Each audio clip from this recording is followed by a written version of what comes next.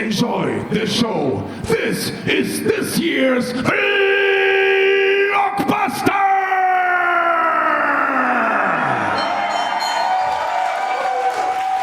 Das erste Match ist ein Mystery Mayhem Umschlagmatch, angesetzt auf einen Fall. Auf dem Weg zum Ring. We are on the air from Kreuzberg in Berlin, the German capital, as GWF brings to you Blockbuster 2. In Begleitung seines Blutsbruders Tarkan aus Mexico City, Mexiko, El Rudo Rudissimo, Ronaldo.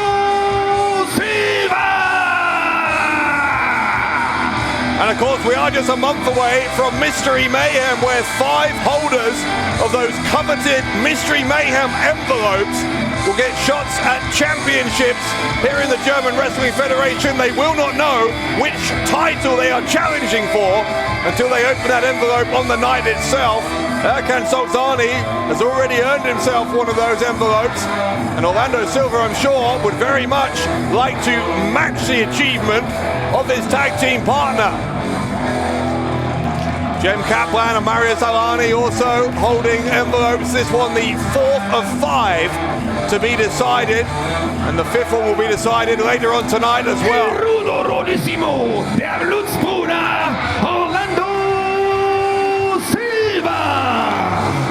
Of course, Silva and Solzani, part of Brüder, the most dominant faction here in the German Wrestling Federation. Sein Gegner.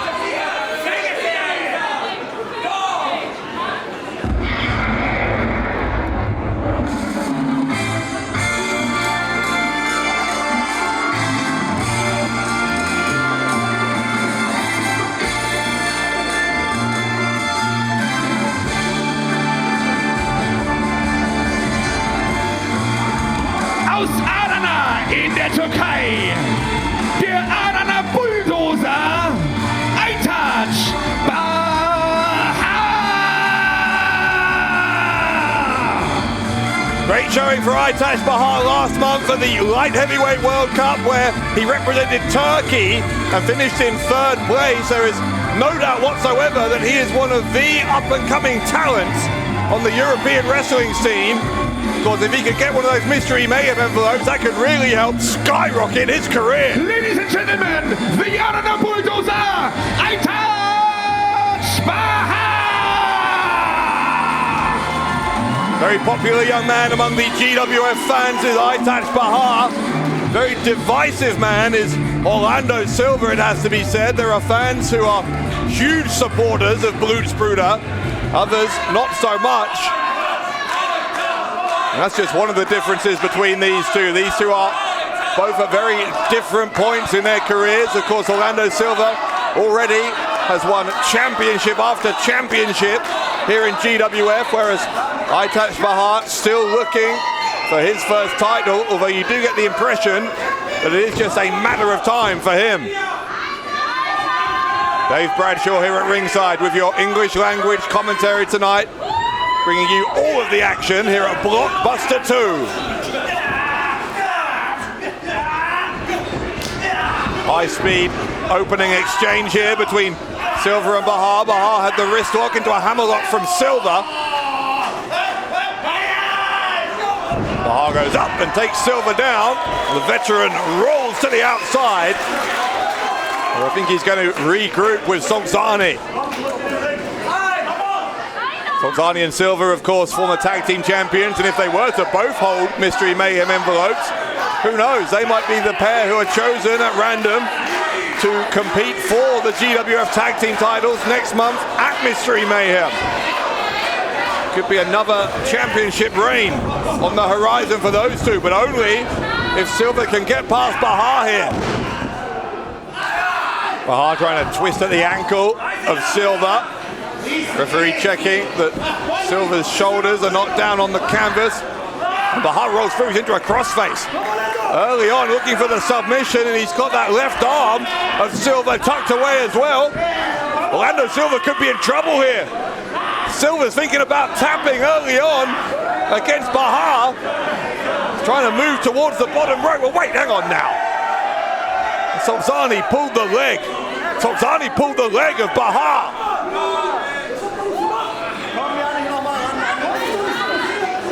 Referee not happy with that, giving a warning to Solzani. Pretty mature response, I think, from Aytac's Bahar. He didn't let that affect him. He took that interference from Solzani in his stride. Staying focused and getting all this verbal abuse, all of the gamesmanship of Orlando Silva. Not getting to Bahar. He is a much more mature competitor than he was even 6 months or a year ago. And Rana takes down Silva. And the fans here in Festal Kreuzberg impressed with what they're seeing.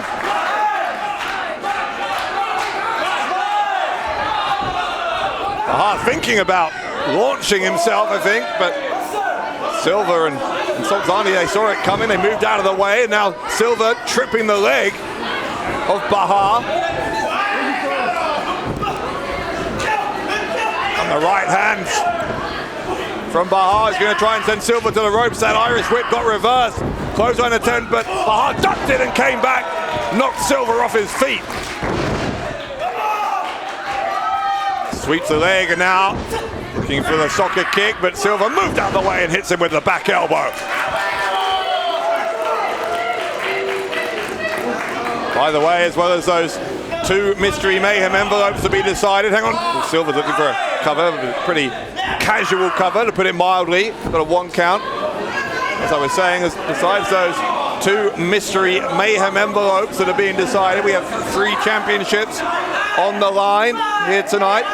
Tag team titles, the Berlin title and the women's title all to be decided before we go off the air. And Solzani, with the referee's back turned, getting another couple of cheap shots in. Another pin attempt, kick out on 2 from Bahar.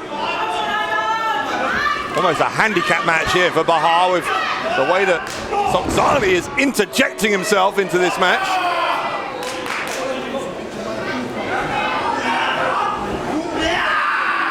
Now Silva burying that knee deep into the back, and you see him forcing those arms backwards to increase the pressure, to amp up the pain on Bahar. Now sends him into the corner hard, follows him in with an avalanche.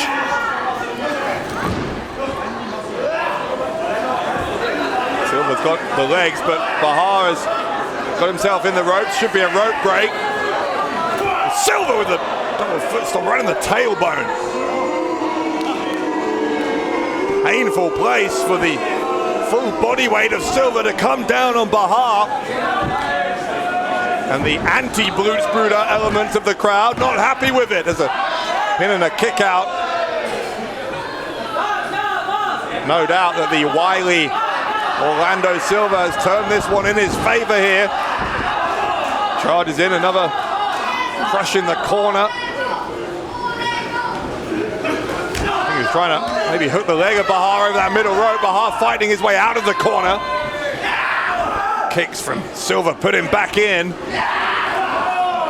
Kick right under the back of the knee from Silva.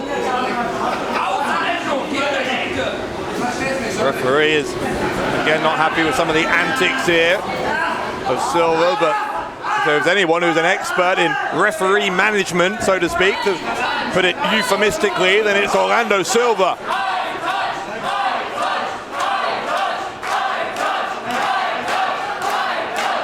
Now Silva trying to wear down Bahar. See, he's got that right arm hooked over the leg as well. He did at least. Brought him back to his feet. Going to send him hard into the corner again. Once more follows him in. It's the 3rd time of doing that. He's going to maybe go a 4th time. Wait, no, Solzani tricked him. Speaking of 3rd times, that's the 3rd time that Solzani has interfered when the ref wasn't looking. And now Silva dragging the legs of Bahar. I think he maybe got pulled into that ring post in a pretty painful position there. Remember, the 4th of 5 Mystery Mayhem envelopes up for grabs here in this match between Senza and Bahar, and it is currently Senza who looks the more likely to win it, but here comes Bahar.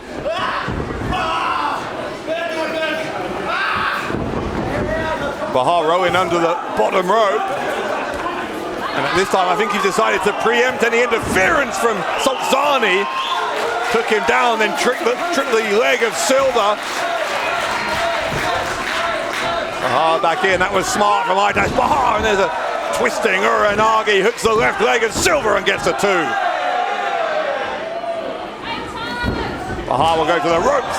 This time he nails that socket kick deep in the heart of Orlando Senza. Another 2 count for the Adana Bulldozer.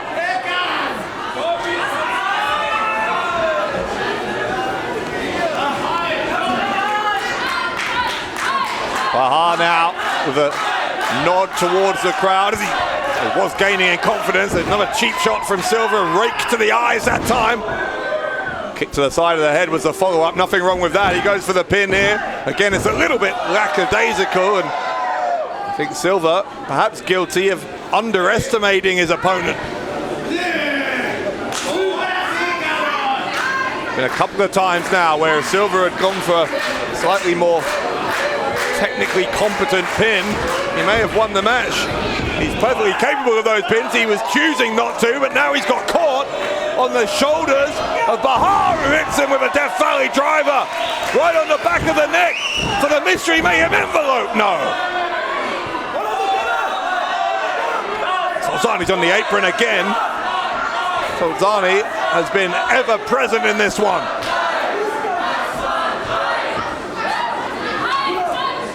Sultani's still up there. Oh, Senza moved out of the way, and Sultani took the hit from Bahar. Twisting him round. Gonna look for the move that he's been developing here. He calls it the Adana drill, and it drops him on the back of the neck of Senza. And Aytac Bahar has won a Mystery Mayhem envelope. Und hier ist der Sieger, der Adana Bulldozer, Aytac Bahar.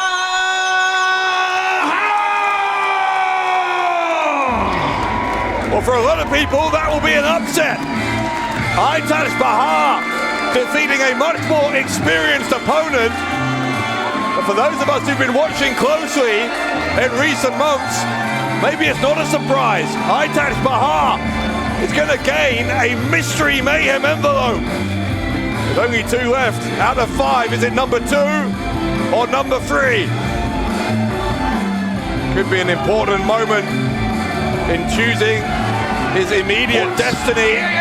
Gone for envelope number 2. Umschlag. Für welchen hat er sich entschieden? Welche Nummer? Aytac Bahar mit der Nummer 2. Also für ihn die Chance auf einen German Wrestling Federation Titelkampf bei Mystery Mayhem am 20. Mai hier im Festsaal Kreuzberg. Und der Sieger in diesem Kampf, der Adana Bulldozer, Aytac Bahar. Aytac Bahar has a date with destiny when he will find out what is inside that envelope. May 22nd at Mystery Mayhem.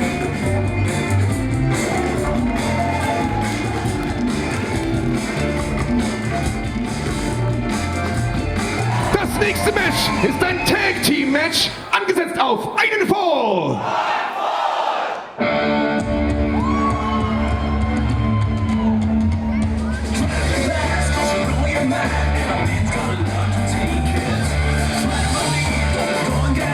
Sie sind das Team Future of Catch.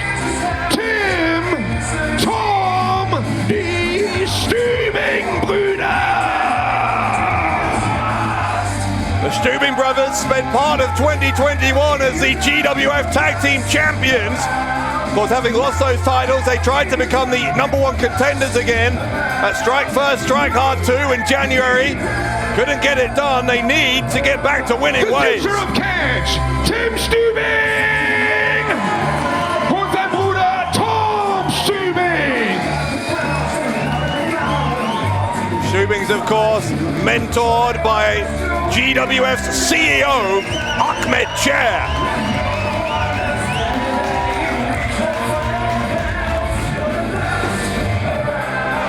Und ihre Gegner.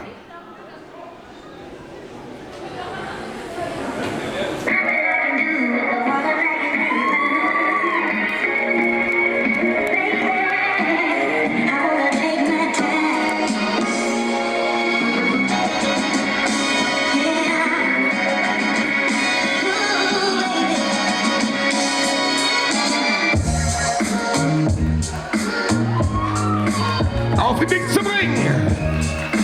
Aus Berlin. The Fresh Prince from Bel Air from Berlin. Joshua Amaru. Sein Tag-Team-Partner from the Kiel side. Bennet Brown. Very interesting it will be to see this new team. Bennet Brown, Joshua Amaru, formed a kind of a temporary alliance in that Battle Royal last month at the Light Heavyweight World Cup. They both had a chance to win a Mystery Mayhem envelope. Neither of them won the match, but they certainly looked impressive and very much on the same page when they worked together.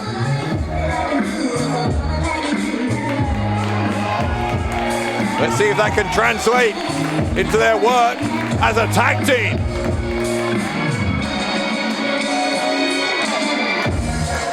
Aus Kiel, Bennet Brown. Sein Tag-Team-Partner, the Fresh Prince from Bel Air from Berlin, Joshua Amaru.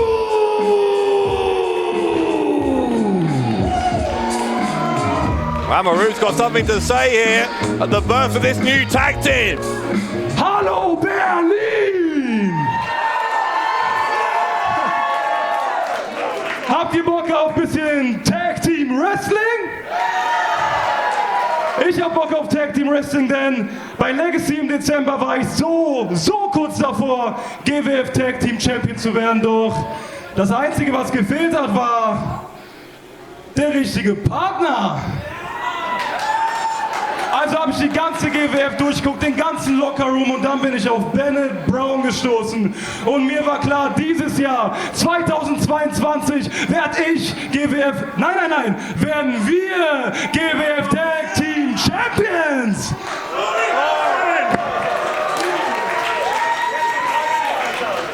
Berlin, wo seid ihr? Komm!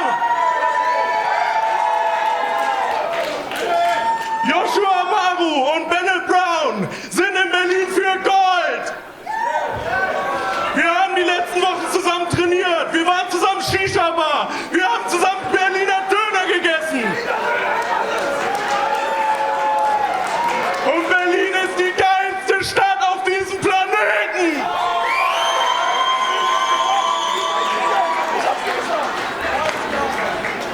Und wie können wir das besser unter Beweis stellen, als dass wir heute gegen die ehemaligen GWF Tag Team Champions antreten?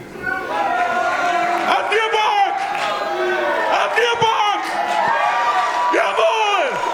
Dann los!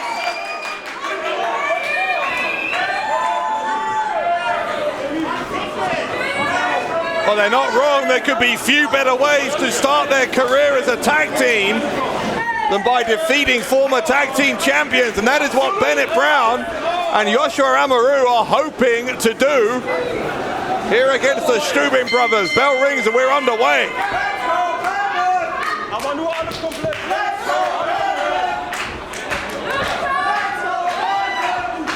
Tom Stübing starting out for the Stübing brothers. It's Bennet Brown in there for this new team of himself and Amaru. Brown with the clean break, and Tom Stübing offering a handshake in return. We know that Tim and Tom Stübing have been very much taught to compete in a sporting manner by Ahmed Chair. Stübing gaining the upper hand here against Bennet Brown. Went for the Tilton Well head scissors takedown and gets it. Brown's in his corner right near Amaru, but it's going to opt to stay in there for now. Got Tom Stübing up in a wheelbarrow and lifts him over the top into a suplex.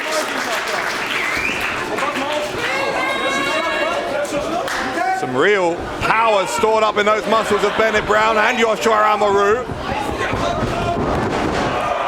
Running knee strike from Amaru. Gonna go for the first pin attempt of the match. A hook of the left leg gets him a 2 count on Tom Stübing.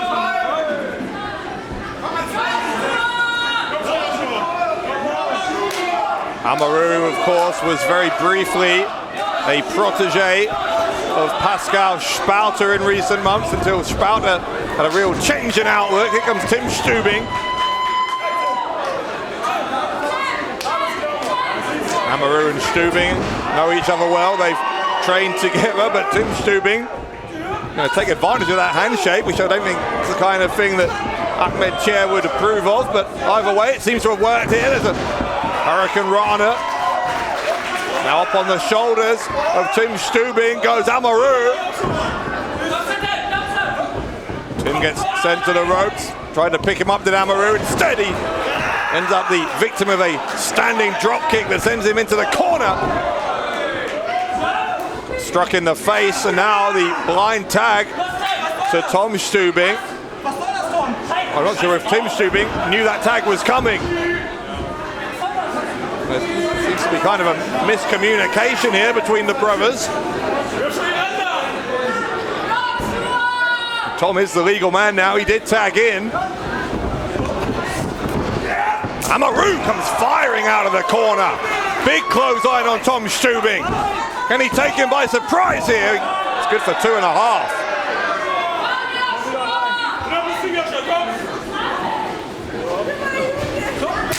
Amaru with a big chop across the chest of Tom Stübing. He's bringing him closer over to Bennett Brown into their own corner. Tags Brown in now. Considering this is the first time that these two have been teaming, it's looking pretty good so far between Amaru and Brown. There's a big splash, and the pin off of the back of that gets a 2. Tom Stübing may have had a rib crack there.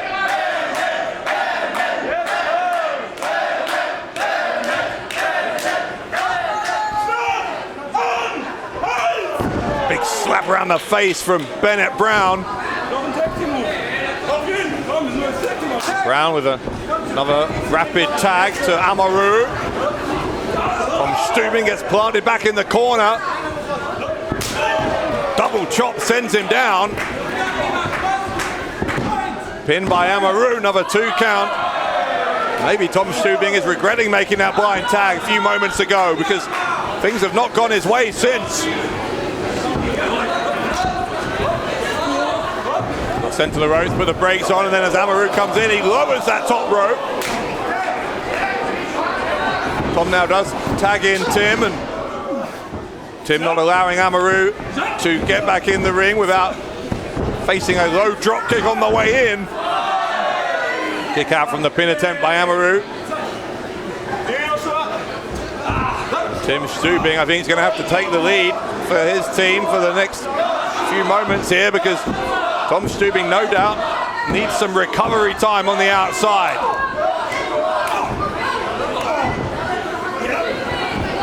Amaru to the rope, drop kick.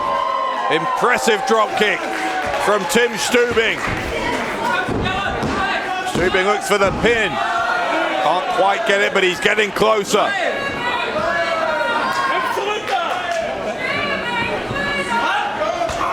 Stübing with a kick right to the spine of Amaru. He'll try for the pin again. And he's close again. Amaru once again able to kick out. Amaru and Bennett Brown are learning here very quickly just how competitive the GWF Tag Team division is. Amaru was able to counter here into a pinning predicament. Suplex attempt by Tim Stübing nearly went badly wrong for him.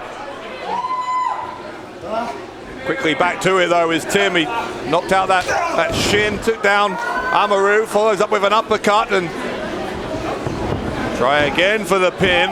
Again, forcing Amaru to exert energy by kicking out. Uppercut right between the shoulder blades, went to the back of the neck. Another pin, another kick out on 2.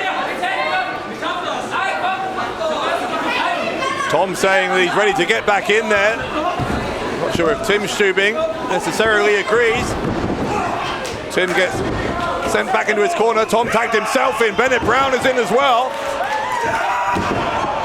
Couple of shoulder blocks from Bennett Brown. Into the corner and comes firing out with a third shoulder block to take down Tom.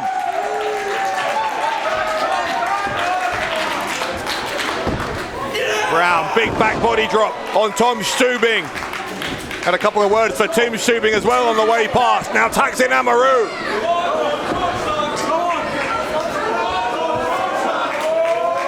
This, what are they attempting here? I believe for a double team move of some kind, and Brown got sent into Tim Stübing. Amaru takes out Stübing again. A rough couple of moments there for Tim Stübing. Here's the inside cradle from Tom Stübing, looking for the win and getting another 2 count. Big clothesline though from Amaru. Amaru with the side press is trying to force those shoulders down, and he very, very nearly got it. 2 9/10 there for Amaru. Tags in Bennett Brown again. They're going to try, I think, for that double team once more. Tom Stübing in big trouble. With an elevated neck breaker in the end. Brown is legal, and Bennett Brown wins it. Wow. Und wir sind die Sieger. Aus Kiel, Bennett Brown, sein Tag-Team-Partner, der Fresh Prince from Bel Air, from Berlin, Joshua Amaru. On their first outing as a tag team, Amaru and Bennett Brown putting away the former GWF Tag Team Champions. Now Amaru and Bennett Brown, I'm sure, will have their sights set on the other teams who are impressing here in the GWF Tag Team division, not least, of course, Team Crazy Sexy, the current Tag Team Champions. They're in action next when they defend the titles against John Klinger and Tarkan Aslan.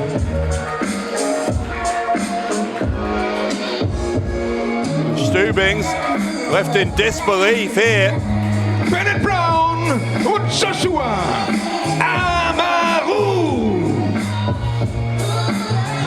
A hugely important win for Amaru and Brown as the Stübing brothers stare at each Und other. ein Applaus auch trotzdem an 2 sportliche Gegner, die Stübing-Brüder, Tom Stübing und Tim Stübing.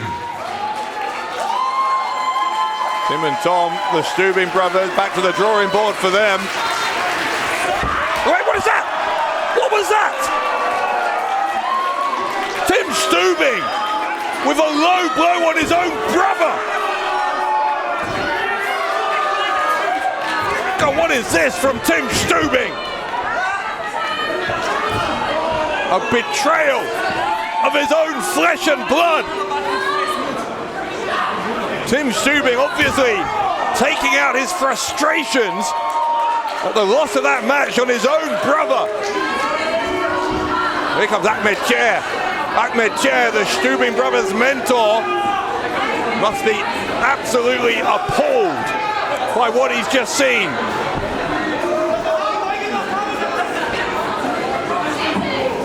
Tim Stübing's got a microphone. Ahmed, du hast mir schon lange nichts mehr beigebracht. Wo warst du die letzten Shows? Wo warst du? Wo warst du?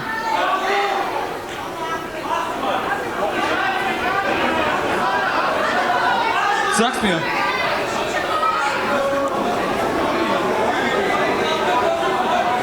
Weißt du was, Ahmed? Von dir habe ich schon lange nichts mehr gelernt. Ich habe einen neuen Mentor. Und den werde ich euch allen nächsten Monat beim Mystery Mayhem vorstellen. Wow. Tim Stübing saying that Ahmed Chair was no kind of mentor to him. He says he's a new mentor he's going to reveal at Mystery Mayhem. Who could that be?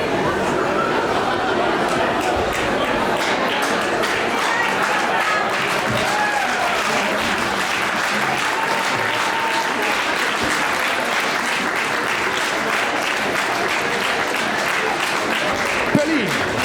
Das nächste Match ist angesetzt auf einen Fall. Und es geht um den German Wrestling Federation Tag Team Championship. Auf dem Weg zum Ring.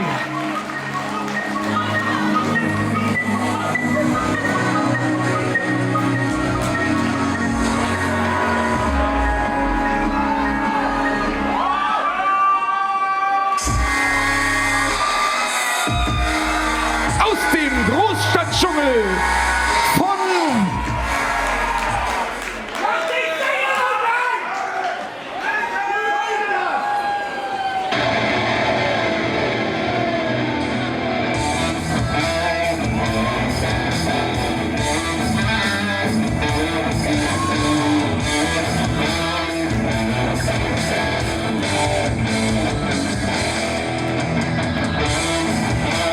in Begleitung seiner Blutsbrüder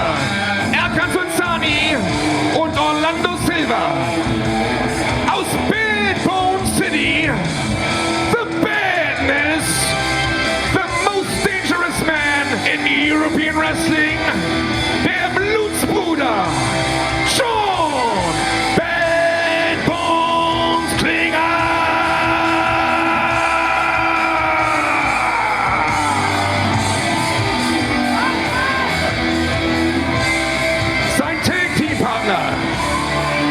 Aus dem Großstadtdschungel von Berlin, das Alpha-Tier, The Lion King,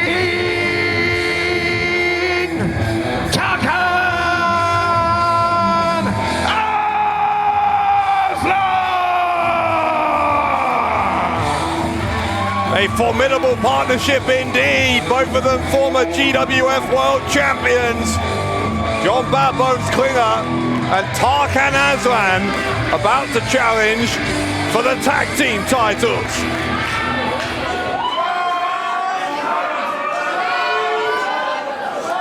Ihre Gegner, die German Wrestling Federation Tag Team Champions.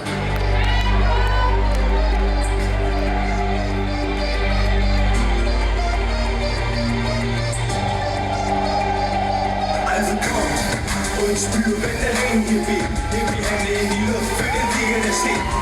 Aus Berlin, Crazy Mike Chair, Sexy Ronaldo Shaqiri. Zusammen sind sie die German Wrestling Federation Tag Team Champions, Team Crazy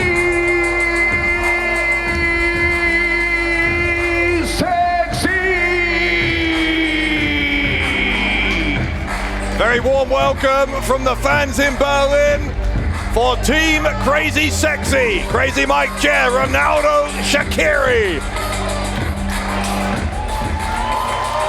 Well, they turn their backs on Brüder, and that is a big mistake from the tag team champions to start things out. To start with, Orlando Silva and Erkan Sultani shouldn't even be out here. We've already seen Sultani cause mayhem earlier on in Silva's singles match against Aytac Bahar. Tarkan Aslan trying to tell Silva and Sultani to get out of the ring, but Crazy Mike Chair got the boot up and then gets the elbow into the face of Klinger. Here comes Sultani and Silva again. They get taken out as well.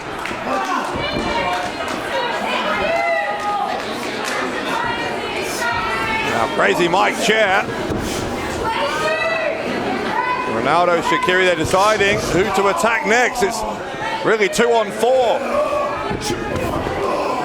There is a member of Brüder, or Tarkan Aslan and Brüder, I should say, in each corner. We still don't really understand the nature of the relationship between Brüder and Tarkan Aslan. Aslan apparently not a fully fledged member of the faction, but certainly an ally of theirs now, which is something that until the relatively recent past we never thought we would see. Bell rings, and already Aslan looking for the cover. I guess technically, because the opening bell hadn't rung, all of that interference from Solzani and Silva is allowed because it wasn't within the confines of the match, but whatever happens from now certainly is. Tag team titles on the line as Klinger with the suplex and then over the top into the pin, gets a 2 count early on.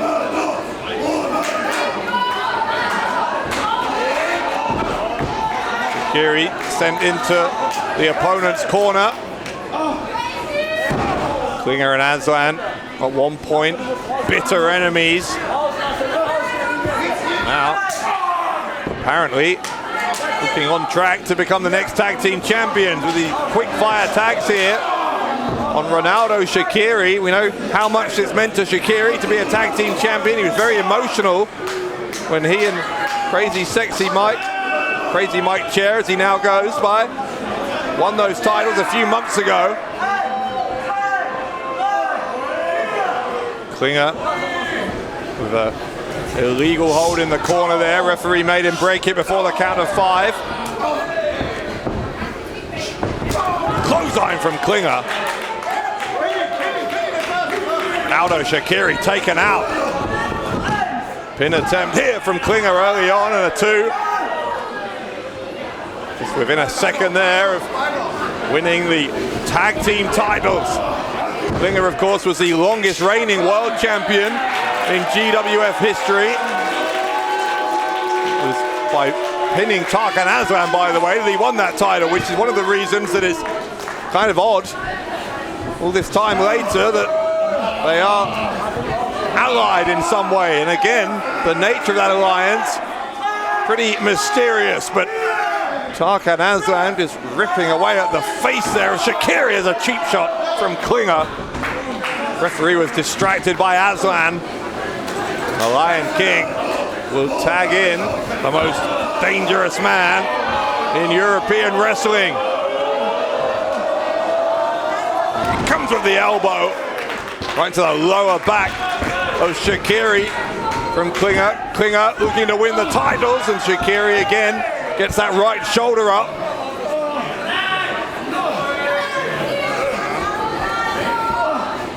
Crazy Mike Chair, though, I'm sure will be wanting his partner, who's very much the junior partner in this alliance, is Shaqiri.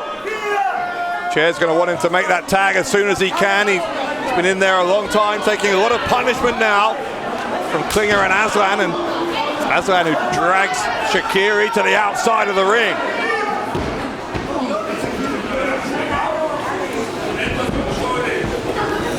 Aslan's got it. What's that? I think it's a jacket he's choking Shaqiri with. Again, the referee distracted. This time by Mike Chair inadvertently and by Solzani and Silva deliberately. Klinger again will try for the pin, and again that shoulder comes up, but this is a real prime example of how Brüder and now Tarkan Aslan will do whatever it takes to ensure that they pick up championship gold. Big right hand from Aslan off of the slingshot from Klinger.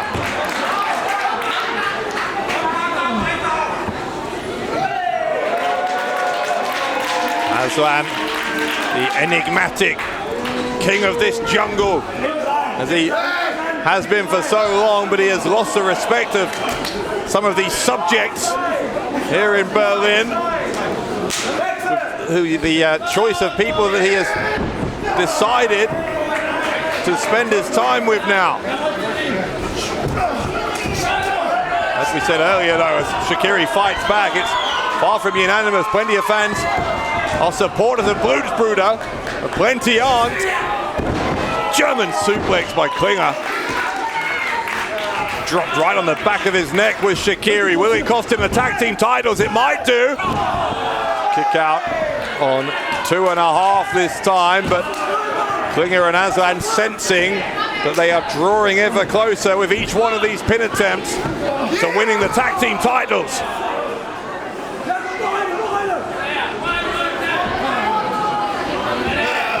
Aslan now, with that right foot, but gets shoved away. Backed into his own corner, comes running out of it, but gets picked up. There's a Tilden World backbreaker from Shaqiri. Klinger in as well. He's going to get a tilt and whirl slam from one half of the tag team champions. This might be the opportunity that Shaqiri needs to make the tag to chair. Comes Shaqiri and he does make that tag. A much needed tag for the tag team champions. Now, crazy Mike chair takes down both Aslan and Klinger. Does it a second time with the double clothesline. Double backdrop now. Mike Chair bought his partners in time. He's going to tag Shaqiri back in now. Now with the do-si-do, repeatedly hitting Aslan in the face, sending him into his own tag team partner. With the neck breaker, forcing Klinger to DDT his own partner.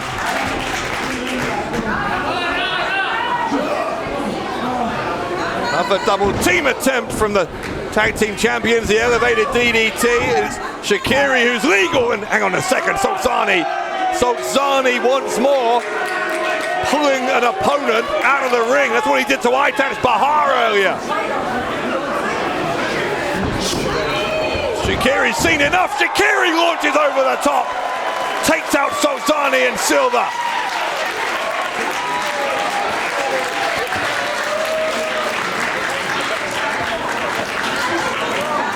Carnage at ringside. Silva and Solzani taken out, but I think Mike Chair took his eye off the ball just for a second there and took an elbow to the face from Klinger. Shaqiri's back in. Shaqiri's still the legal man for the tag team champions. Going strike for strike here with the badness, John Klinger. Comes Aslan, there's no tag. Aslan has just invited himself back into the ring. Chop right to the throat from the Lion King. He's really unloading here on Shaqiri. I wonder whether crazy Mike Chair might be wondering if he tagged his partner back in a little bit too early. Maybe Shaqiri hadn't fully recovered. Aslan. There's the Death Valley driver from Tarkan. Aslan. The double underhook into the powerbomb from crazy Mike Chair. Comes Shaqiri, eats a bicycle kick from Klinger. That bought his partner a little bit of time. Crazy Mike Chair is going to look for the backside. It gets countered. He rolls through as Klinger tried to keep his shoulders down, but there's a pile driver. Big pile driver from Klinger. The spear from Shaqiri on Klinger. High impact from Ronaldo. Shaqiri. Is it enough? No, it is not, because Tarkan Aslan saves John Klinger and saves their tag team title opportunity.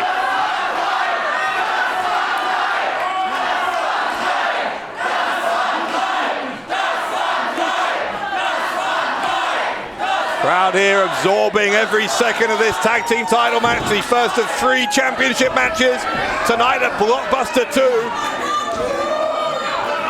Crazy Mike Chair's looking for a neck breaker. In the end, he saw Klinger and changed his mind. Aslan with a baseball slide takes out Shaqiri. Here comes that pack of wolves. Solzani and Silva on the outside. Again looking for the neck breaker, but an alpha cutter. The alpha cutter. And wait a second. Klinger's up top. Klinger with the descent into badness.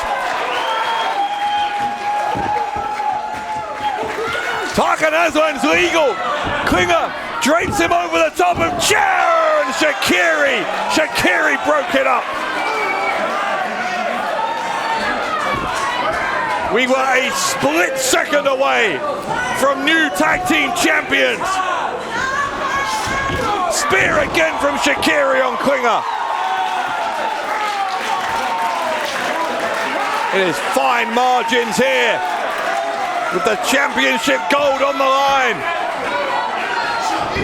Aslan gets the knee into the temple of Shaqiri.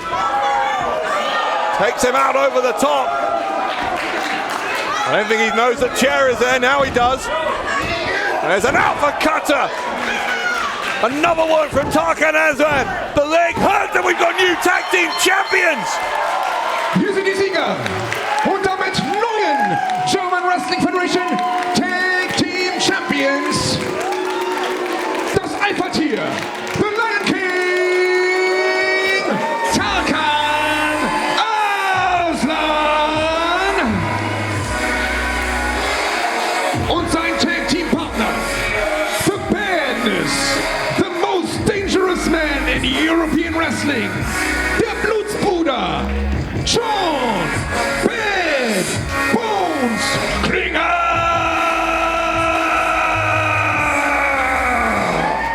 Lots of fans here in Festau Kreuzberg are stunned. We've got new tag team champions.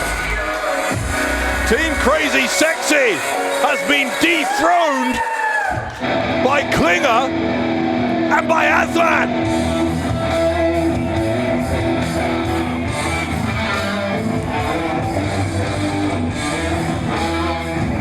Wow. Neue German Wrestling Federation Tag Team Champions, The Bennet, Sean Bad Bones Klinger. Sein Tag Team Partner, das Alpha-Tier, The Lion King, Tarkan Aslan. Well, the other two members of Brüder congratulating their leader, John Klinger. Solzani and Silva pleased to have championship gold, I'm sure, back in the Brüder fold, even if part of them would like to have those tag team championships themselves. But Tarkan Aslan still a kind of associate member, it seems to me, of Brüder.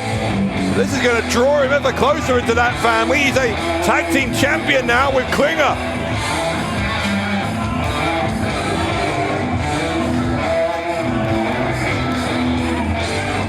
Sean Bad Bones Klinger und sein Tag Team Partner, das Alpha-Tier, The Lion King, Tarkan Aslan. Celebration time for the new tag team champions, and Klinger is having a word with Solzani. Some kind of consultation going on between the leader of Brüder and the Golden Boy.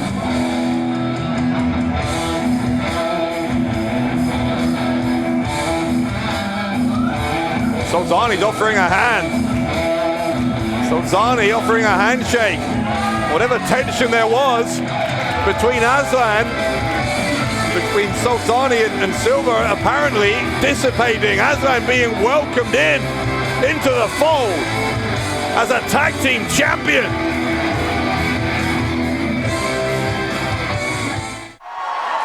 Das nächste Match ist angesetzt auf einen Fall. Auf dem Weg zum Ring.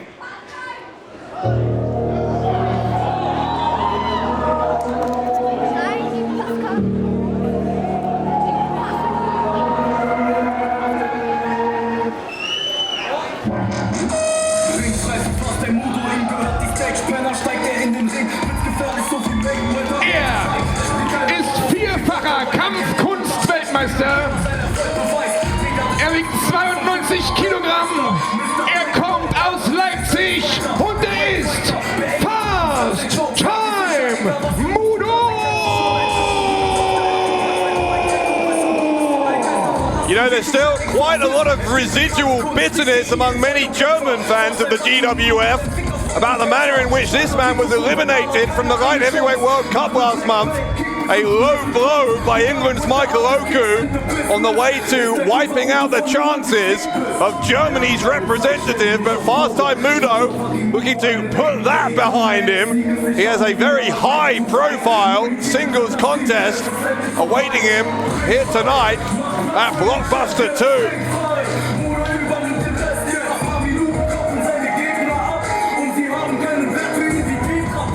Der vierfache Kampfkunst-Weltmeister, Fast Time Moodo!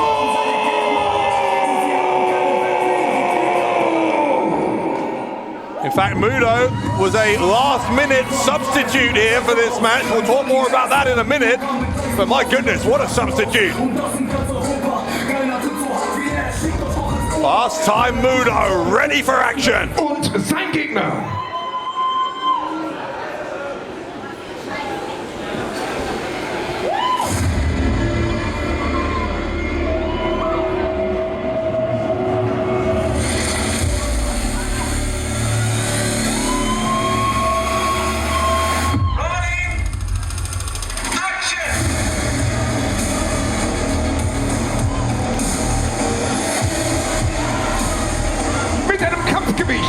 Von 121 Kilogramm aus Berlin, Pascal Spalter! If you were watching last month at the Light Heavyweight World Cup, you will have seen Pascal Spalter come out here and demand a shot at the GWF World Champion Axel Tischer. In fact, Spalter and Tischer almost got into a brawl before Ahmed Chair, our CEO, came out here and told Spalter, you know what? If you want a world title shot, you're going to have to beat 3 of the best in GWF. The first of those was supposed to be Chris Colan tonight. Colan unable to be here, so he will face Spalter at Mystery Mayhem next month if, and only if, Pascal Spalter can win the first of those 3 matches against Fast Time Moodo. Aus Berlin, Pascal Spalter! So a change of plans here. It is Moodo first for Pascal Spalter. Chris Colan waiting in the wings next month if he is successful. And then there will be one more opponent after that. If Spalter can win all 3, then he'll get his shot against the Axeman and a chance to become a 4-time GWF World Champion. He is a changed man, is Pascal Spalter. None of the joking around and antagonizing the crowd that we've seen from him in times past. A more serious, a more focused German heavyweight. The star of Berlin, Pascal Spalter, staring across the ring at the martial arts expert Fast Time Moodo.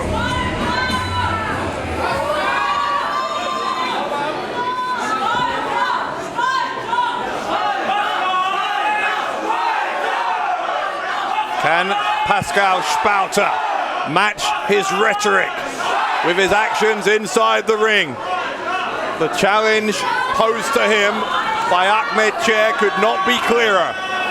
Win 3 in a row against 3 of the best, and you'll get your title shot. But make no mistake, Fast Time Moodo, with reasons of his own, to want to get back on the winner's side of the purse here after what happened to him in the first round of the Light Heavyweight World Cup. As I said, losing under highly contentious circumstances to Michael Oku. You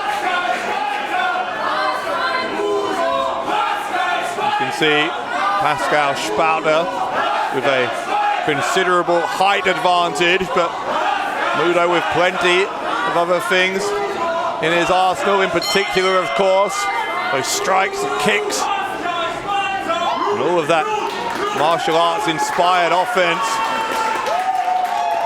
He's been a black belt in karate, among other things, for most of his life, competing at a world-class level even as a child. Spalter kind of nonchalantly dismissing Moodo there. Moodo quick to get straight back in his face, and now side headlock applied by Spalter.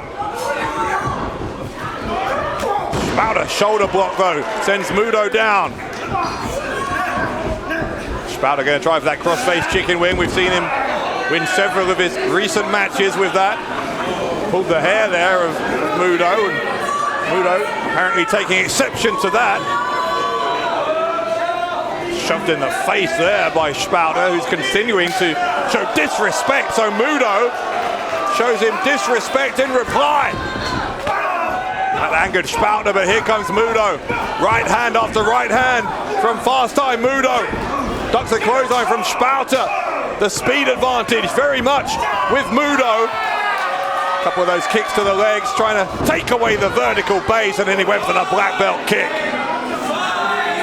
Spalter knows that even early in the match, if Moodo makes contact with that brutal black belt kick, then could knock you out, even if you are the size of Pascal Spalter.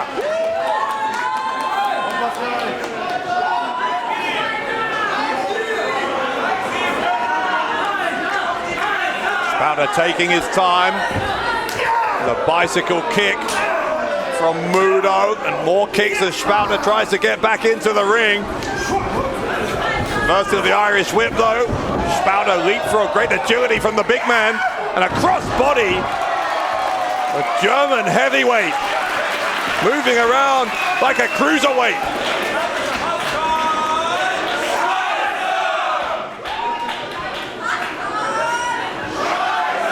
It suits Spalter, no doubt, to slow the pace down here, keep it methodical. Spalter is always at his best when he's able to dominate opponents, when he is able to decide exactly what kind of wrestling match he's going to compete in. And at the moment, he seems to be doing a pretty effective job of doing just that.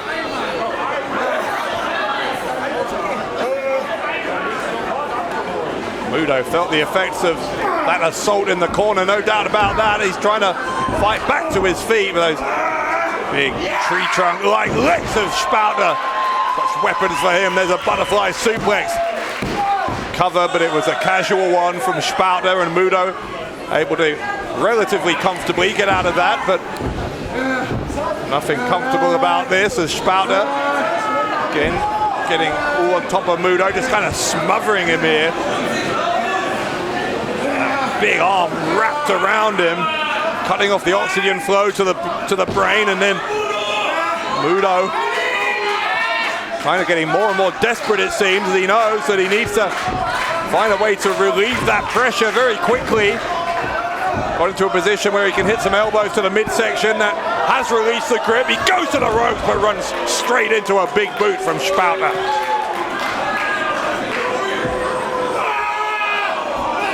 Spalter using all of his body weight as he just steps on Moodo.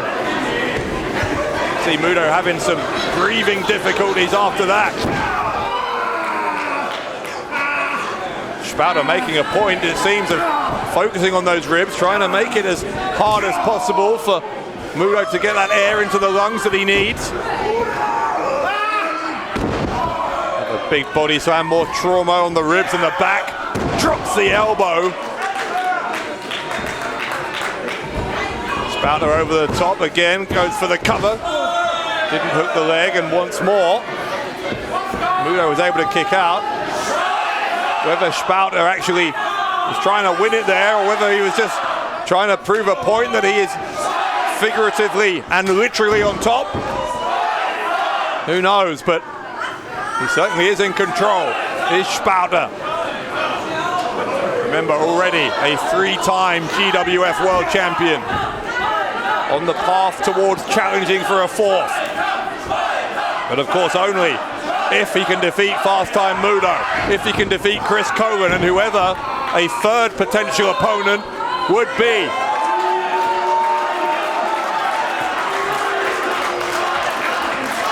No doubt Axel Tischer, the GWF World Champion, looking on at this one with interest.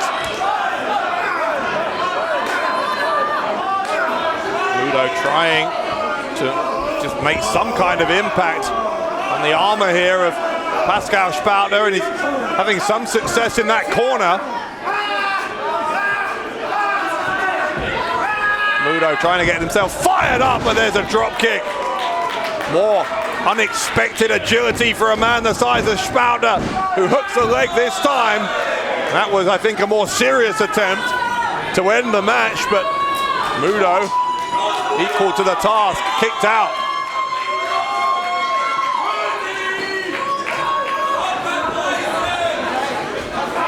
Spalter hooking that left arm of Moodo over the top rope though.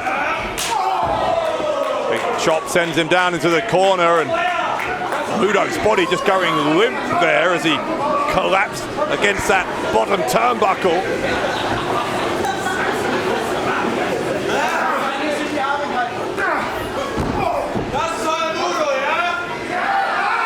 Spalter talking some trash here, but Moodo again not happy with that, and that seems to have fired him up. He's found a second wind, a higher gear here as Moodo, the spinning heel kick off the middle turnbuckle. Spalter been taken down.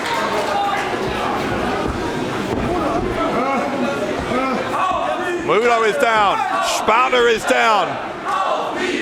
A highly absorbing contest between these two.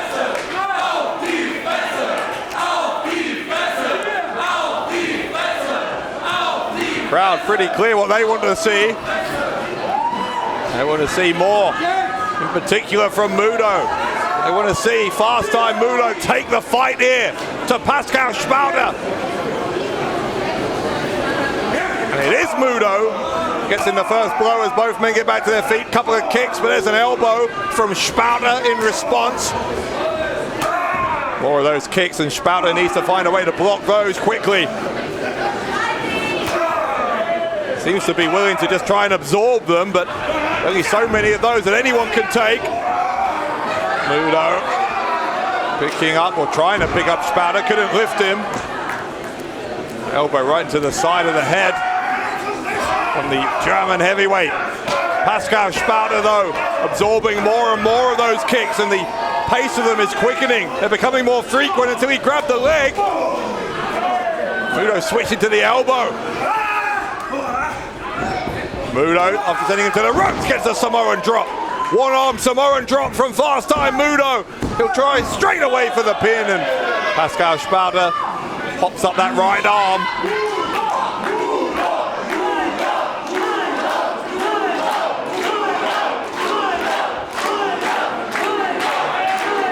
Fast Time Moodo very much a fan favorite here, especially since he represented Germany in that light heavyweight World Cup. Another spinning heel kick, this time in the corner, and now a low uppercut to the face. Moodo is headed up to the top. Spalter in a bad place as the double foot stomp. Run to the back, sends Spalter down to his knees. Moodo now gonna try and hoist him up. Spalter trying to break the grip of that rear waistlock, and does so, and in fact he hits a German suplex. That could be a critical counter for Pascal Spalter in the corner. More damage to those ribs of Moodo. Another German suplex on Moodo. Spalter, he realistically could win it here, but Moodo again showing some of that trademark resilience as he kicked out.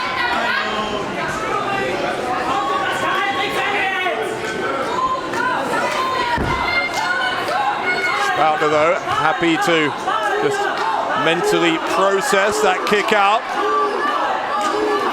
Deciding what to do next. In fact, he's going to try, I think, for that crossface chicken wing. Moodo, shots to the side, then elbows right to the side of the face, takes that leg out from underneath Spalter. Moodo going to unleash with some more kicks. The reaction on the face of Spalter as each one of those just sends shockwaves through his body. But he had to block, and he did. Spalter couldn't let that last for long. Trying for another German suplex, but Moodo goes behind, and he hits a German suplex on Spalter. Moodo could win it. Moodo, no. Quickly, though, no time to stop and dwell on that for Fast Time Moodo. He's up to the top rope. Spalter is up. Here comes the crossbody. Hits him high in the shoulders. Stays on top of the cover, and Spalter just about regained his wherewithal in time to kick out.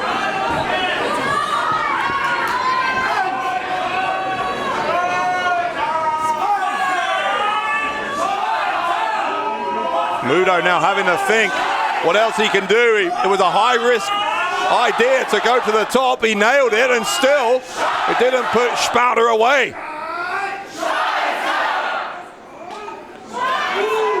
You can hear people in the crowd trying to engage in the same kind of verbal back and forth with Spalter that there has been in the past, but Spalter, as I said, just not interested in engaging in that now. Well, he has a chance at the moment. He's got a big back body drop to free himself from Moodo. Moodo was looking for a double underhook, not sure what he was planning, but whatever it was, it wouldn't have been good news for the star of Berlin. Moodo gets a kick into Spalter. That's going to buy him some valuable seconds. Spalter's gone down to one knee, but Spalter not going to let Moodo go up there again. In fact, Spalter's up on the middle turnbuckle, lifting up Moodo. Great power from Spalter into the superplex. Spalter rolls on top, and Moodo only just gets out. Pascal Spalter thought he had it won with the superplex.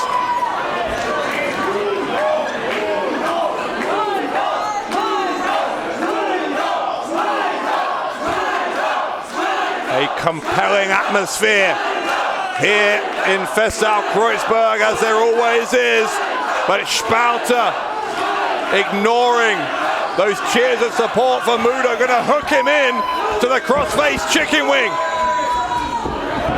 Moodo somersaults backwards, he's got the shoulders down to Spalter. The shoulders were down for two.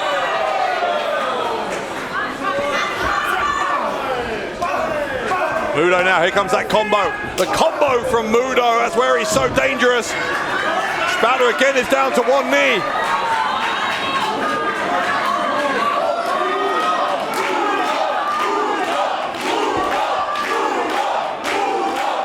Moodo indicating that he may once more head up to the top floor.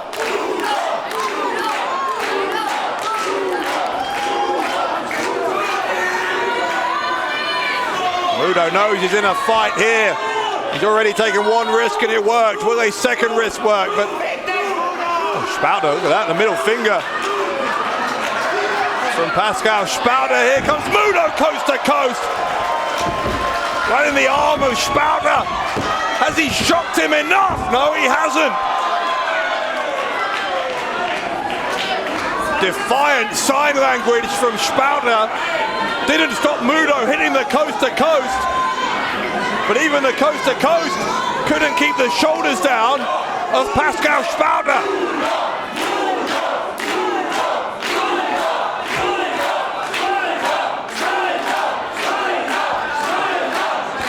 Moodo's lining up the black belt kick. Moodo tries for it, Spalter moved out of the way, Spalter clothesline. And Moodo inside out there, and now quickly trying to get that crossface chicken wing applied, couldn't get it. He's got the that's a wrap instead. Well, that one hurt Moodo, no doubt about that, and now he's trying again for the crossface chicken wing. He's got the body scissors locked in as well. Moodo's in trouble, Moodo's in big trouble. Center of the ring, Spalter with it locked in, and Moodo had to tap. Moodo had to Und das tap. ist der Sieg durch Aufgabe, Submission. Der Sieger in diesem Kampf aus Berlin, Pascal Spalter. One obstacle down, two to go for Pascal Spalter. He has proved just how good he is here against Moodo. Der Sieger, Pascal Spalter. Chris Cohen is up next for Pascal Spalter at Mystery Mayhem. If he can beat Cohen and one more hand-picked opponent, then my goodness, Pascal Spalter could get a fourth world title. Axel Tischer has been put on notice here. Spalter is getting closer to challenging the Axeman.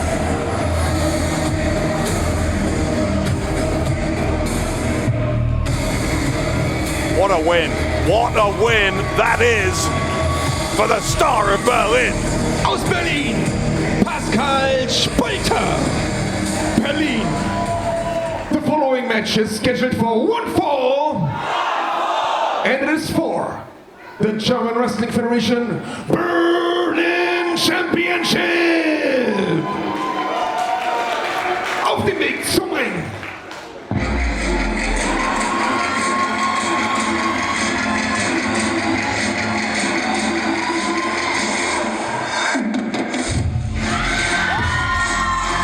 In Begleitung seines Mentors und Managers, dem Original Flying Dragon, dem German Wrestling Federation King of Hardcore, Aslan.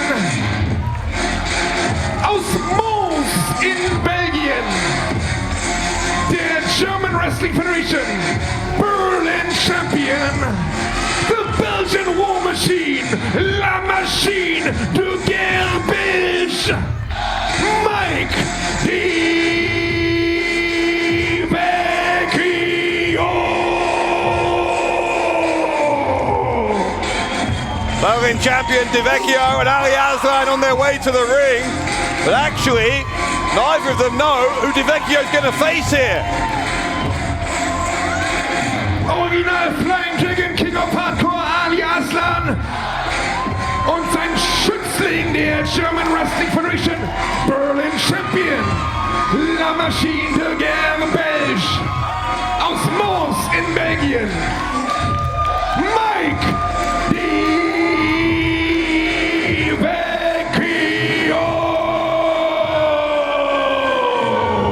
We know that Vecchio originally was going to have a rematch with Crowchester, who he defeated back in February at Global Warning. Crowchester challenged Vecchio to a rematch after winning the light heavyweight World Cup last month, but Crowchester's been taken ill. As a result, we understand that Vecchio is going to face an alternative challenger, but we don't know who that is, and I don't think Vecchio or Aslan know either.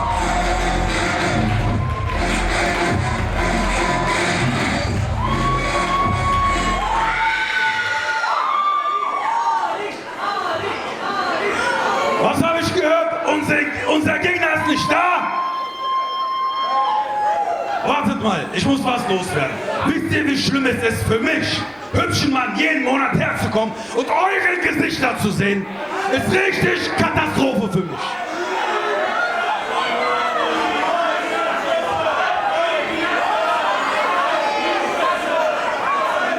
Hey, mit euren Gesichtern solltet ihr die Fresse halten und euch gar nicht auf die Straße trauen.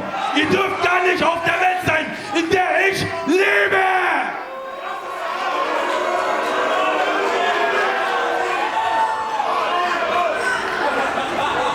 Wisst ihr was? Ihr werdet immer auf diesen Stühlen sitzen. Ich werde immer in diesen Ring stehen. Wisst ihr warum? Ich hab's drauf. Ihr nicht.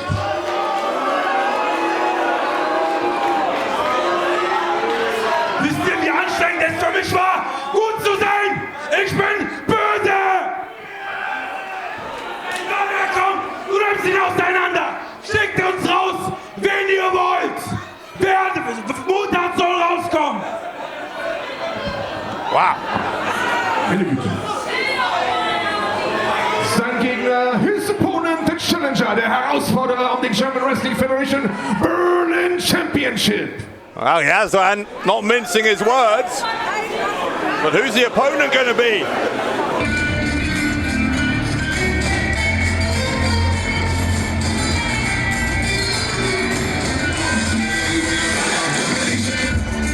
Oh my! It's a horror!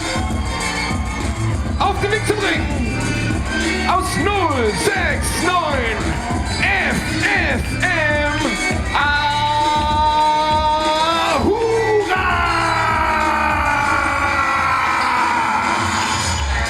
Ahura back here in the German Wrestling Federation. We've seen him a few times, of course. Most recently at Global Warning in February when he was part of an 8-man battle royal for a mystery Mayhem envelope. But Ahura has had great success elsewhere in Germany and around Europe. very charismatic fighter from Frankfurt. And apparently, he's going to be the one to challenge the Belgian War Machine for the Berlin Championship. Der Herausforderer aus 069 FFM, Ahura!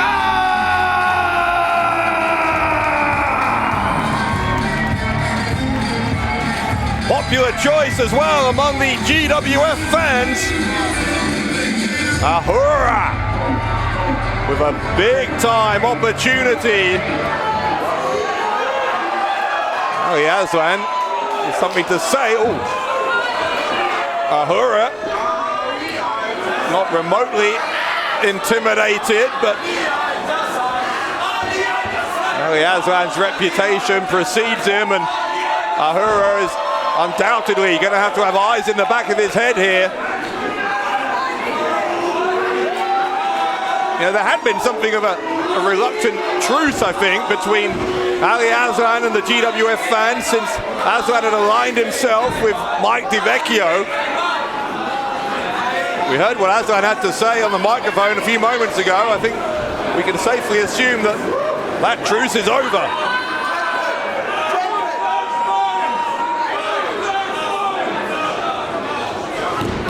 It's hard to think in recent history of any more dominant champions than Mike Vecchio has been with that Berlin title. A title, of course, that he has won and subsequently defended under the tutelage of Aslan, who seemed to be the missing piece of the puzzle as far as Vecchio was concerned when it came to success here in Berlin.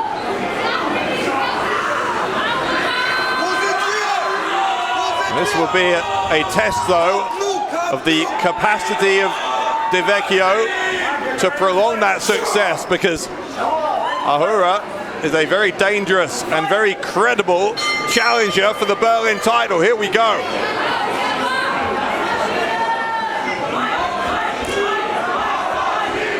It's a very unorthodox style. As Ahura, you can see, he likes to wrestle barefoot. Uses those feet as lethal weapons as well as the way he kicks. There's Ahura. Very street smart as well. He grew up in the red light district of Frankfurt. It's where he learned how to fight, how to compete. He's had to scratch and claw for everything as Ahura, and I'm sure he will do whatever it takes here to walk out of Blockbuster 2 as the Berlin champion.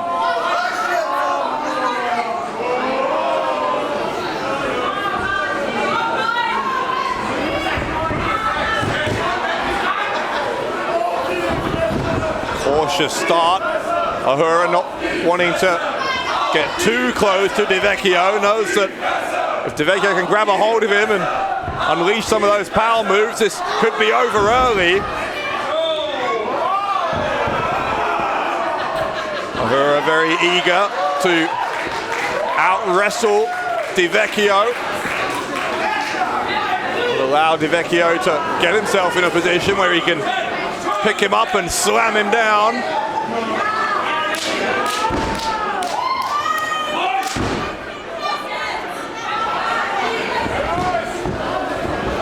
They're gonna lock up again here, and once more Ahura grabbing a hold of that leg, keeping himself kind of anchored via that leg of Vecchio so that the champion can't take him out, but that could be a mistake. And it nearly was. Briefly into that wheelbarrow position, but Ahura with a wry smile on his face, fully aware that he nearly got caught there by the champion.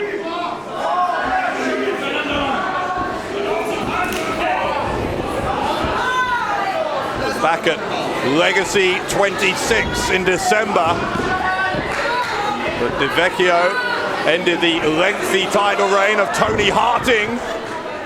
As again, Ahura narrowly avoiding disaster. What, we're about 4 months into this Berlin title reign of Vecchio, and A lot of onlookers who've watched his title defenses since believe that, well, it could go a lot longer than 4 months. Or alternatively, it could end right here at the hands of Ahura, trying to lift Vecchio off his feet with the rear waist lock, but there is the raw power of the reigning and defending Berlin champion.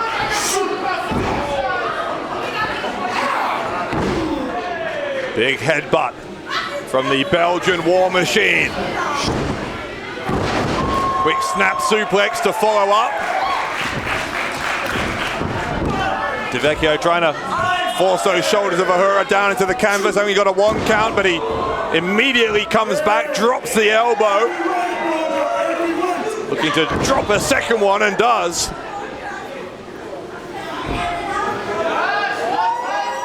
A little bit of showboating from Vecchio, who's having things all his own way here, and this time gets a 2 count. Follows up with some push-ups, I think, trying to make the point that he's barely having to break a sweat here so far against Ahura, who spat out his gum, and a bit like poking an angry bear doing that. Ahura may have enraged Vecchio. Dropped the upper part of the back across the knee of the Belgian War Machine, who's now trying to stretch out Ahura.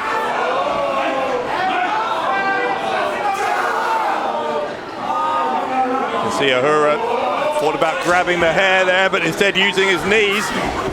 Notice he doesn't wear knee pads either, Ahura, but using the point of the knee to free himself by using it to strike Vecchio in the head, and now Ahura trying to follow up with some more strikes, but Vecchio is such a heavy hitter himself.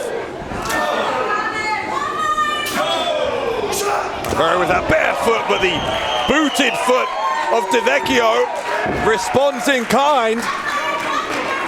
And Ahura not nearly silly by that, it seems.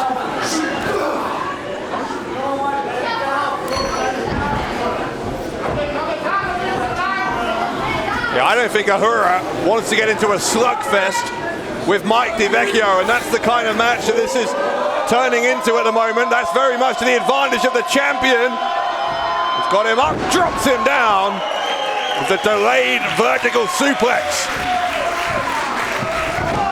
Vecchio goes for the pin, and a kick out on 2. Ali Aslan was already getting into the ring. I think he thought that victory was inevitable there.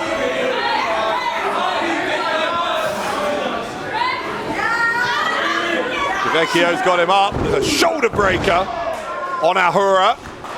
Champion will try again to pick up the win. Again, a kick out, but Ahura holding his shoulder afterwards, and he's being a little bit distracted here by Ali Aslan's taunts on the outside. It's a butterfly suplex from Vecchio.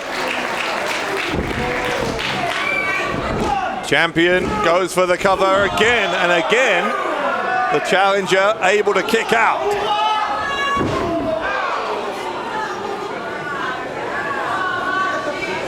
Vecchio there just maintaining his advantage. Oh my goodness, a cheap shot from Ali Aslan, and another one. Referee is distracted, having a conversation with Vecchio, and this is really Ali Aslan's MO.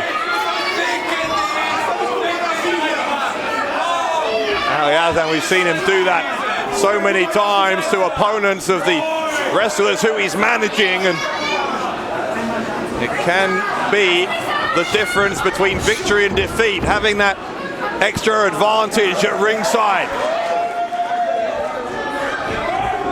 Vecchio charged in, Ahura too quick for him. Bare foot, I think it was the heel of the foot that hit Vecchio in the end, and that time it certainly was, right in the back of the head. That one I think has shaken Vecchio as well, because he's briefly retired to the outside. I'm not sure Ahura's going to give him time to recuperate. Oh, he got caught. Vecchio just dumping Ahura on the corner of the ring. big shot right into the midsection. Comes out Aslan again, some more chops. Vecchio was thinking about coming out. Oh, he landed on Aslan. I think Ahura dragged Aslan into the path of Vecchio. Aslan just hitting Vecchio, blaming him for the impact. I think that was manufactured there by Ahura, but here comes Ahura. Goodness me, a twisting corkscrew dive to the outside. There are chairs flying. Ahura getting in the face of the official. It's getting wild here in Festsaal-Kreuzberg. At Blockbuster 2, here comes Ahura. We've already seen one championship change hands tonight. I think the crowd here sensing that we may be about to see a second. The backdrop of Ahura landed on his feet. Ahura landed on his feet. Uses one of those feet to kick Vecchio right in the throat. Vecchio trying to come back.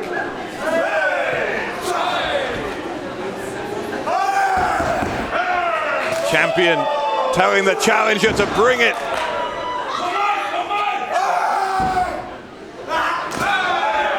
Here he comes. Ahura, another kick to the face. Knee buried deep into the abdomen there though by Vecchio. Here comes Ahura once more. Vecchio went for the kick, it got blocked. And he couldn't block the counter from Ahura, who kicked him right around the head, but Vecchio catches him. And that is a slam dunk from Vecchio. Ahura could be out, and Ahura only just got that right shoulder up. Backbreaker this time. I thought Vecchio might try and focus on that shoulder again. He seems to have turned his attention to the back.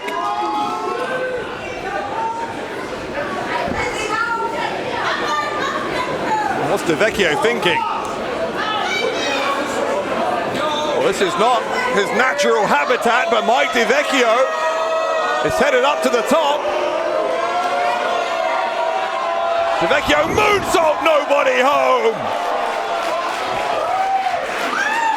Ahura plants him. The back of the head bounces off the canvas. Oh, and now Aslan had to dive in. In the end, Vecchio kicked out on his own. But I think Aslan believed that the Berlin title was slipping away there in front of his eyes.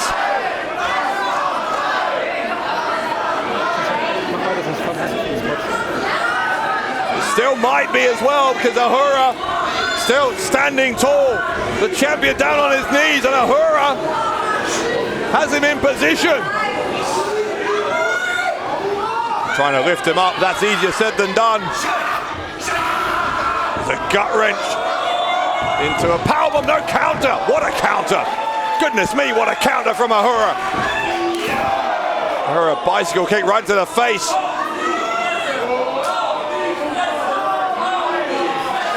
Vecchio deposited on that top rope. Ahura trying to follow him up there. Aslan snapping at the heels of the challenger as well from the outside of the ring.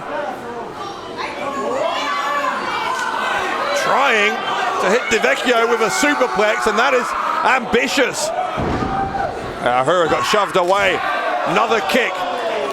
Try and soften up the champion even more. Ahura's determined that he's going to pull this off. Pull something off. Maybe he's not going for the superplex. What is he going for here? Ahura's going for the top rope Hurricane Rana, but look, he's been caught. He's been caught. Oh my God, a powerbomb across the ring. My God, that was insane.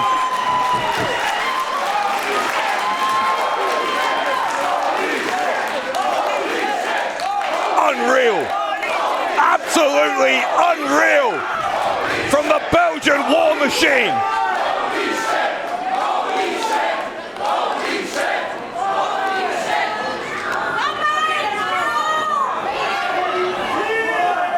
Vecchio though, he's looking pretty stunned as well. He's taking some hits to the head here from Ahura. Ahura might be a sitting duck, but Vecchio has to take advantage of that.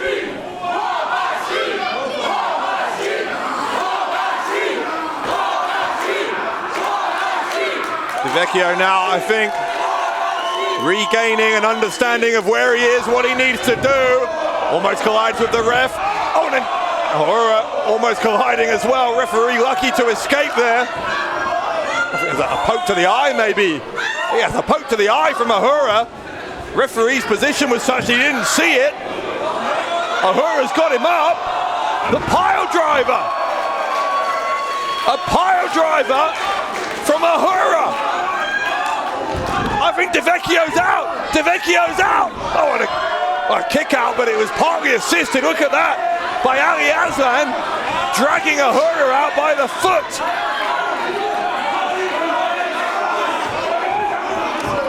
Referee's trying to eject Ali Aslan. Oh, Ahura struck the ref. Aslan, I think, moved the referee into the way. I guess he'll call that payback for when he got moved into the way earlier on. Referee has been taken down. Ahura happy to take advantage of the fact there's no official. He's got a steel chair. Ahura looking to wrap it around the skull, maybe. It was, it's a swing, but it's a miss. In the end, he threw it on Vecchio, just powering up. The look at this from the champion. This is unreal, unbelievable from Vecchio. Here comes the referee, the power bomb and the victory for Vecchio. Hier ist der Sieger und weiterhin German Wrestling Federation Berlin Champion aus Mons in Belgien, La Machine de Guerre Belge, Mike Vecchio. Just take a moment to absorb what you just saw. Mike Vecchio had a steel chair thrown in his face, and rather than it cost him the Berlin title, it was the catalyst for him to hit a powerbomb and retain. He's bleeding on the left side of his head. German Wrestling Federation Berlin Champion, Mike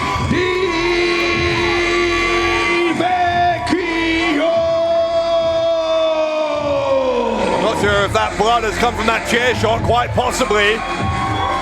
Having some kind of conversation with Ali Aslan, but well, they can analyze what happened here afterwards, but ultimately it's another win for Aslan and Vecchio.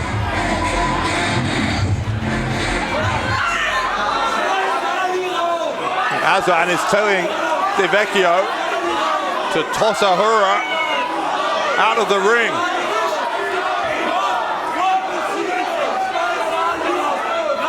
Ali Aslan clearly trying to nurture a mean streak in the Belgian War Machine.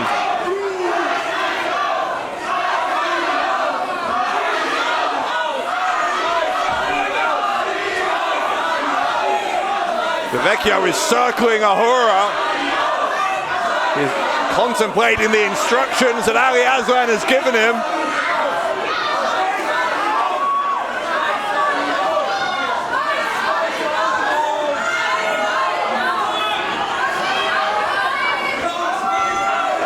Vecchio looks like he's having to think about this. Vecchio's offering a handshake. Ali Aslan doesn't like that one bit, and Aslan kicks the hand away of Vecchio.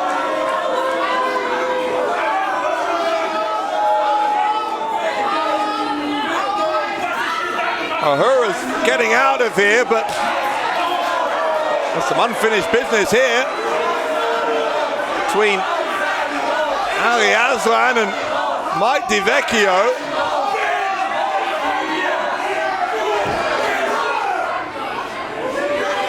I just heard Aslan say that Vecchio's nothing without him. Well, it looks like Vecchio is prepared to test that hypothesis. A shoulder block to Aslan.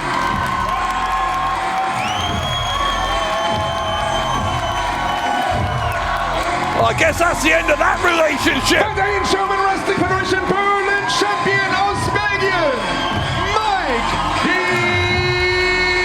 Vecchio.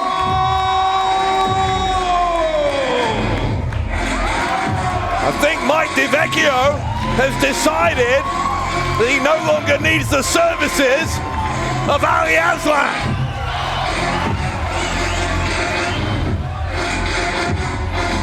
Aslan still isn't leaving. He's thrown another chair in the ring, and where's he going?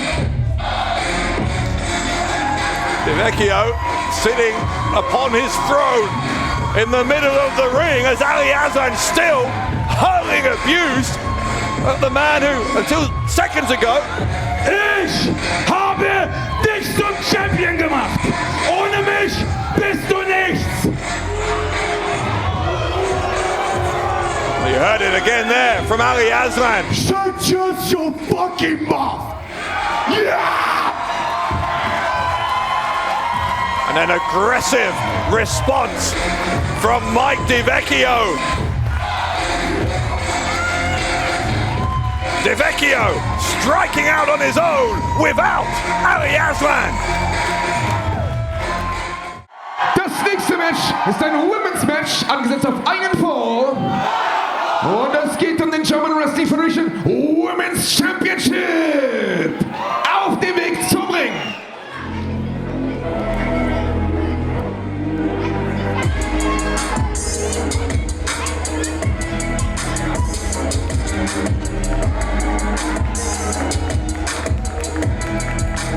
Die Herausforderung, the Challenger aus Fulda in Deutschland, Tayra Gates. GWF debut for Tayra Gates. Mit ihrem Debüt bei der German Wrestling Federation aus Deutschland, Tayra Gates. And on that debut, she has the opportunity to become the German Wrestling Federation Women's Champion. Und ich rufe in den Ring die German Wrestling Federation Women's Championess.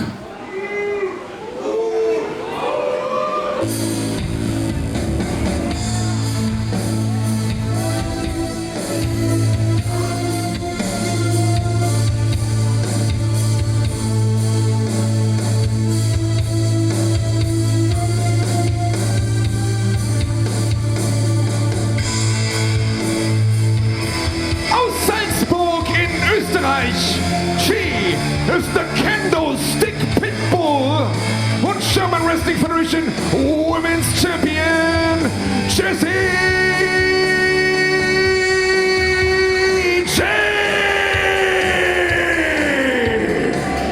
Back in January at Strike First, Strike Hard 2, that Jessy J claimed what had been a vacant women's title by winning that Eliminator Series, beating Kara in the final.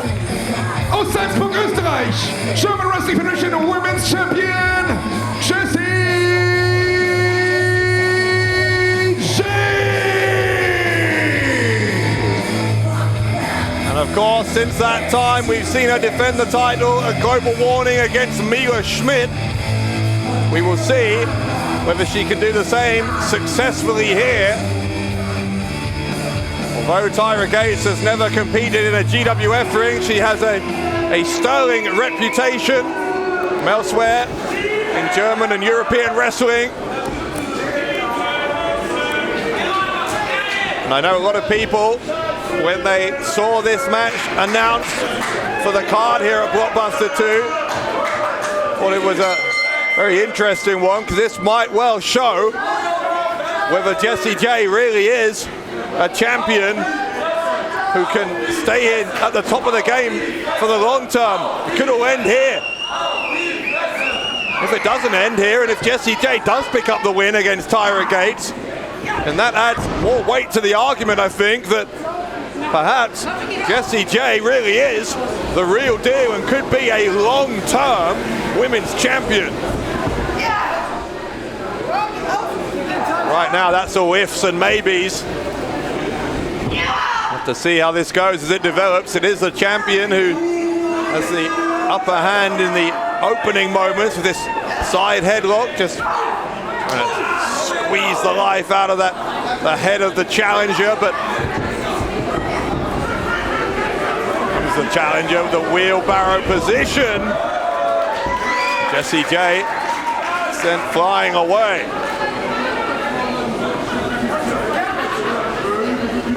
Tayra Gates upping the speed here, got caught by Jessy J and took well into a head scissors takedown. Now the sunset flip. Jessy J rolled through, and well, nothing pretty about that, but very effective. A kick around the side of the head of Tayra Gates, and J now with the elbows right into that soft space between the neck and the shoulder. Tries to hook the leg. A 2 count for the champion early on.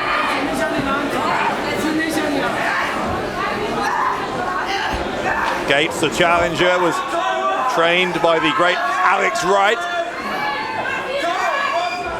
And she does seem to have a pretty pronounced dark side. There is something slightly mysterious, slightly sinister, I think.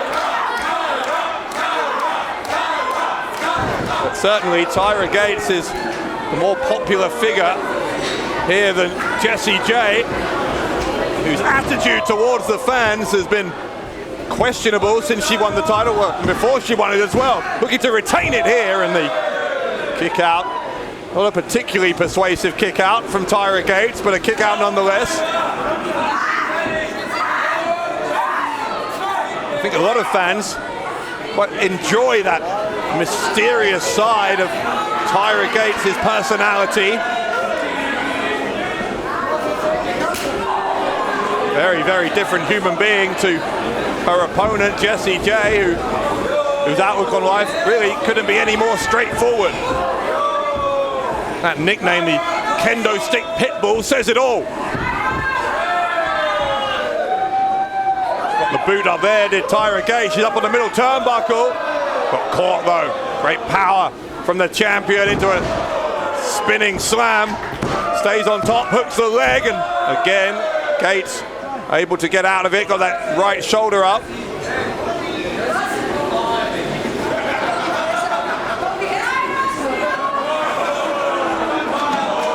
Jay with a bit of sign language. We've seen that a couple of times tonight, and we apologize for anyone offended by that, but it is very much in keeping with the approach to life that our women's champion seems to take.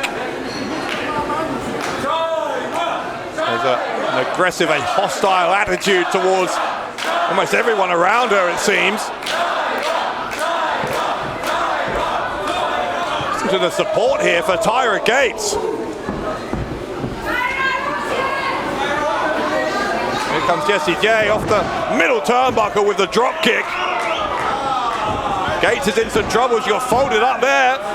Kick out, but the way she landed there, Tayra Gates, I thought looked like she was maybe not even conscious, but apparently she had enough wits about her to kick out. It's a vicious drop kick, no doubt about that, as Jessy J trying to put the boot in. Referee wants the break.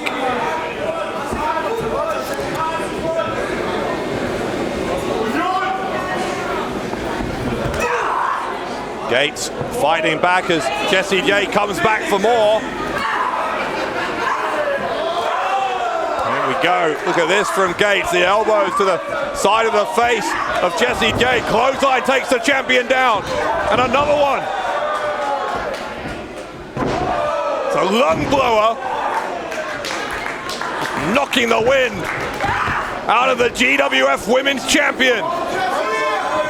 lying prone in the corner, the double knees right to the face of Jessy J, and Gates drags her back away from the ropes. Smart ring positioning, and it nearly won her the women's title. Forced Jessy J to get that shoulder up off the canvas rather than just reaching out for the rope, forcing the rope break.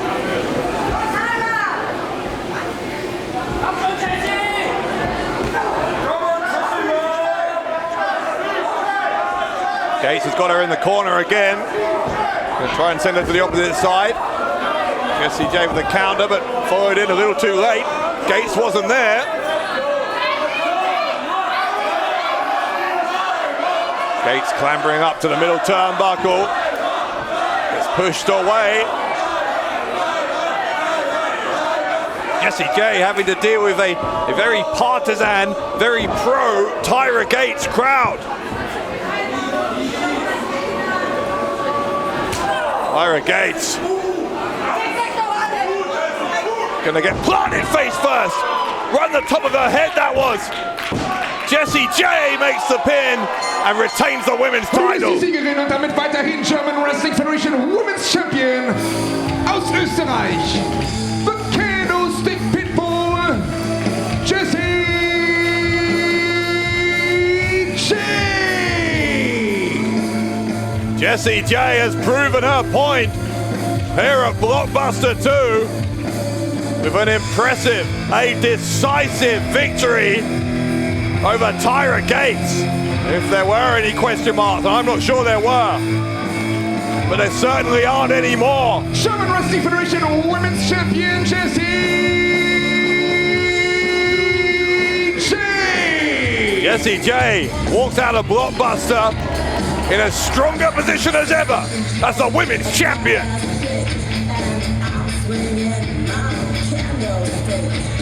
Das nächste Match ist ein Mystery Mayhem Umschlagmatch, angesetzt auf einen Fall. Auf dem Weg zum Ring.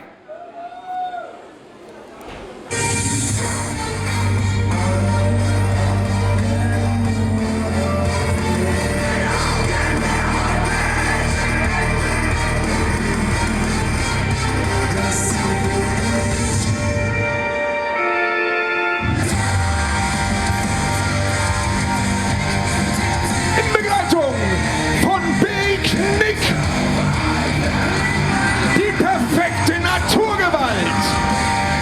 Der Tiger aus Berlin. Toni Harting. Since Tony Harting's 15-month Berlin title reign ended in December, he has been desperate to get a championship, any championship, back around his waist. In Begleitung von Big Nick, der Tiger aus Berlin, die perfekte Naturgewalt, Toni Harting. If Harting, with the help here of Big Nick, can win this main event and win the final Mystery Mayhem envelope, he may well be back on track to doing just that and to winning another championship. Sein Gegner hieß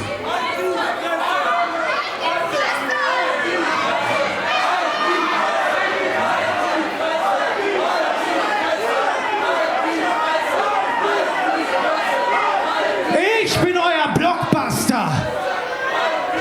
Der Tiger aus Berlin und der Gigant Big Nick. Und hier sind wir als Main Event gegen den französischen austauschbaren Stinkerkäse.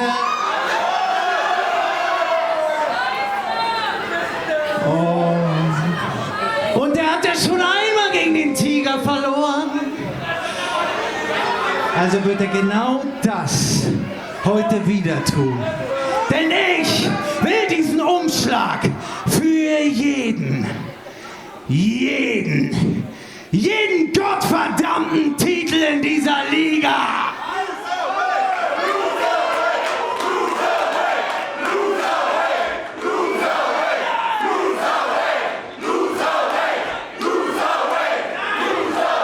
sein Gegner le challenger.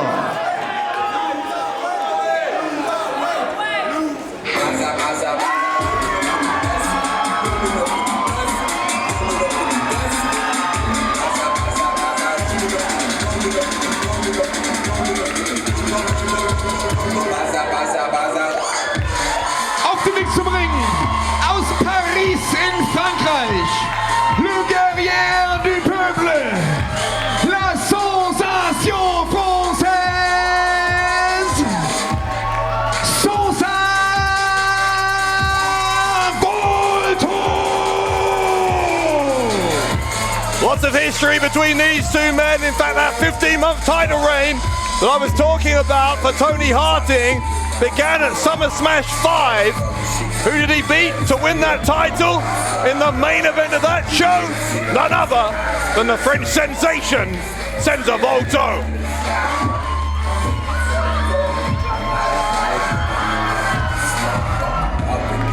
Maybe over a year and a half ago, but Volto, I promise you, has not forgotten.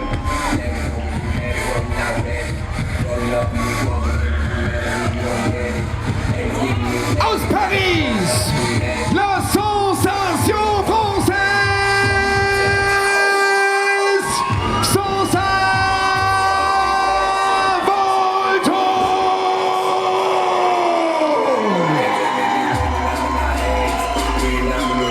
It is the Tiger against the French sensation. And at stake, the last of those 5 Mystery Mayhem envelopes. The next time we are here in Festsaal Kreuzberg, it will be May 22nd. Mystery Mayhem 2022. And 5 holders of those coveted envelopes will find out, each of them, which championship they will be challenging for. We know that 4 of those holders are Jem Kaplan, Marius Alani, Erkan Solzani, and Aytac Bahar. But will the 5th be Tony Harting, or will it be Senza Volto?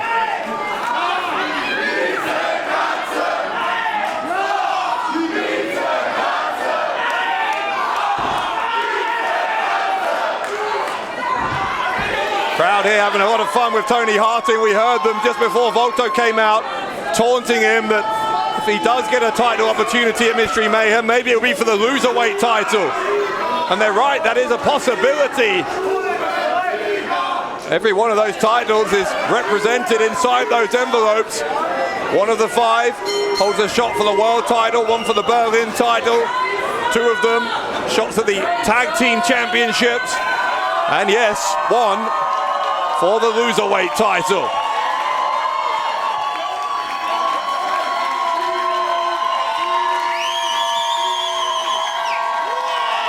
Listen to this. The kind of atmosphere that is synonymous with the German Wrestling Federation.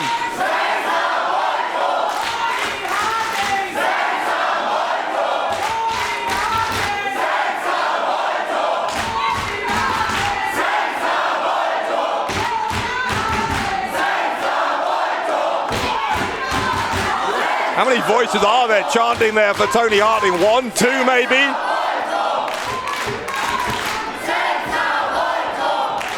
If it was a public vote, I think it would be a landslide for Volto.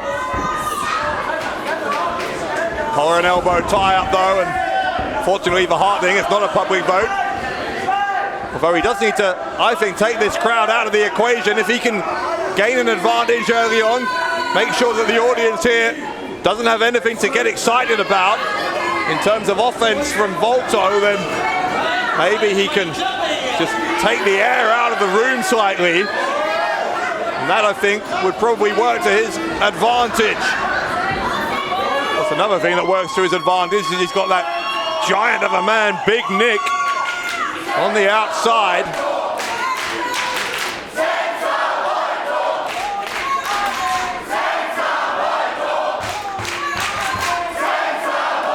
A lot of these GWF fans, of course, have followed Senza Volto's journey. He's come close on more than one occasion to becoming the world champion, as well as his time with that Berlin title. And of course, that is the ideal scenario for any of the 5 Mystery Mayhem envelope holders, a chance at the GWF world title. Someone's going to get one. Swinging kick didn't find its mark for Volto. Volto comes back for Moodo, hits the elbow to the face, and a second one, and a third one from Volto. But just one from Harting. And then he just throws Volto to the outside. Volto tumbling down onto that hard arena floor.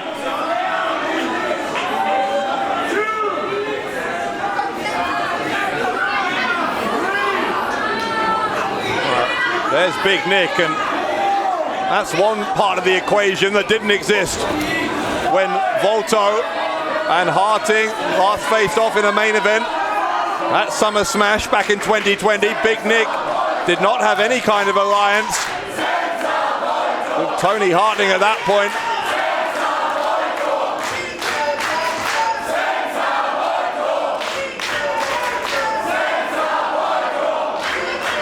Well, if the strategy for Harting was to take the crowd out of the game, it's been an unsuccessful one so far. They are as loud as ever.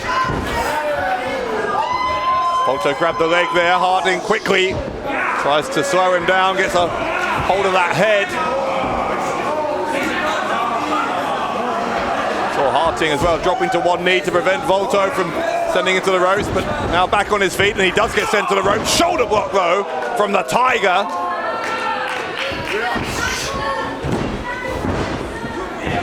Harting caught Volto as he went for the leapfrog.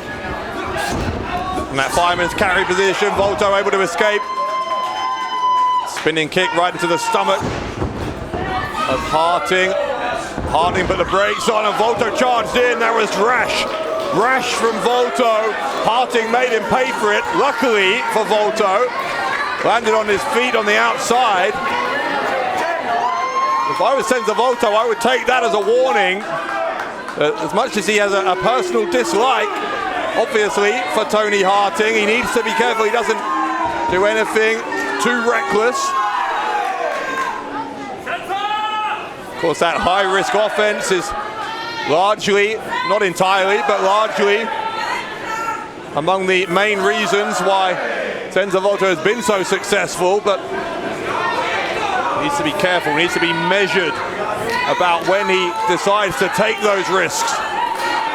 Harting is very cerebral, always thinking 2, 3, 4 steps ahead.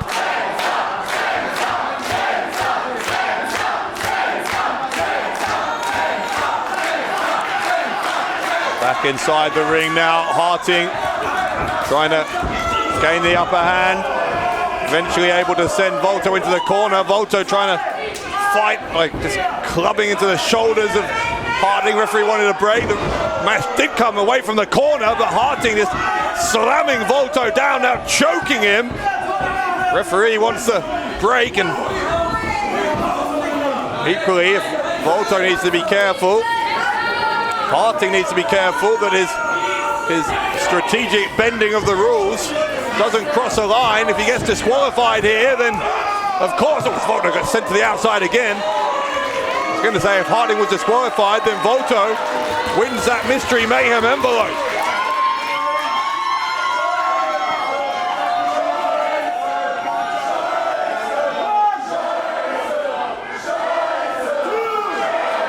Volto taking a break out in the front row here.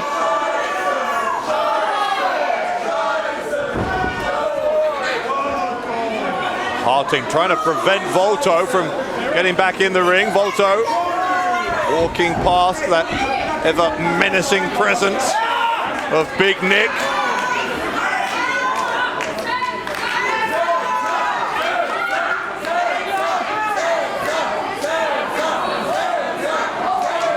Marches past him again, and Volto's got to find a way to get back into the ring here. Harting trying to claim the higher ground.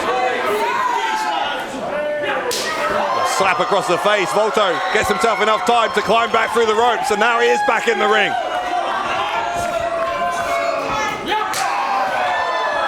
Slap across the chest. Volto now using that top rope for momentum. The arm drag on Harting. Now springboarding off the middle. There's a Hurricane Rana.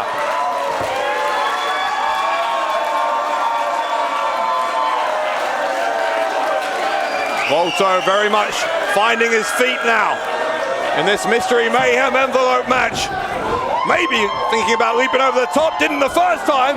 And the second time, we've seen Volto do that a few times recently. Catching opponents by surprise by launching around the corner a second time. Harting obviously been watching his videotape, he knew that was coming. Volto now on the ring apron. Harting, a bit of a wild swing there. Paid the price, gets his legs swept away from under him as well.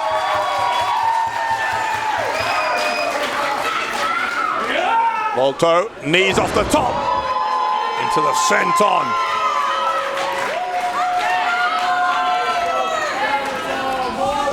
Now Volto with the cover, looking to win that envelope. Harting kicked out.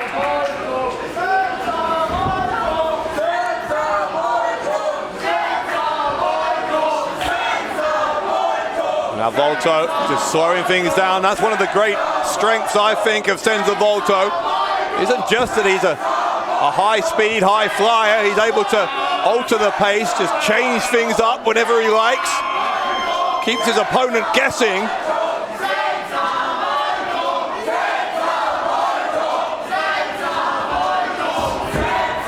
Volto now sending Harting once more into the corner. Harting got the boot up now. He's up on the middle turnbuckle. Took too long about it, and Volto kicked the head. Harting again has done his homework. Knew that leg sweep attempt was coming, moved out of the way, and the snap suplex sent Volto hard into the corner. Volto, I think, may have hurt his knee. Harting is relentless here.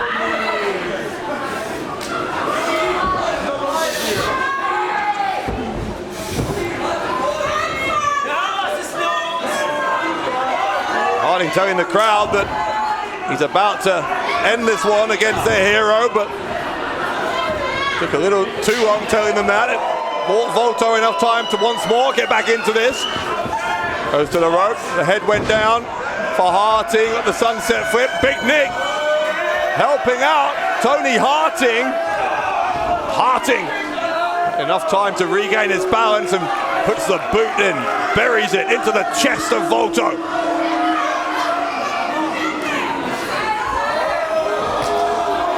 That's the kind of difference maker that Big Nick can be. Turning things very much in the favor of the Tiger.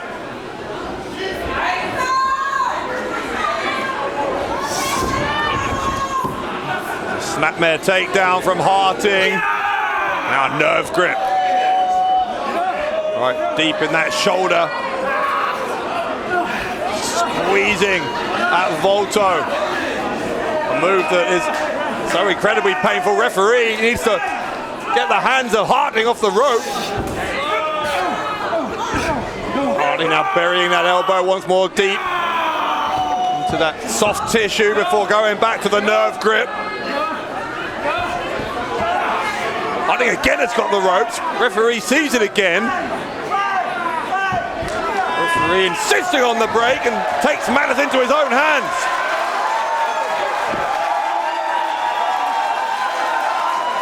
Well, the fans like that. I don't think Big Nick did. I don't think Toni Harting did.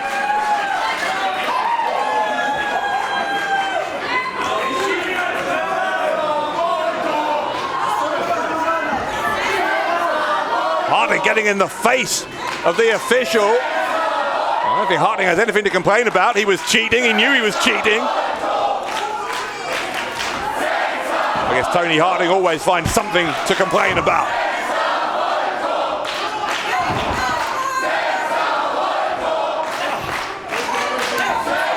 Volto with the elbows.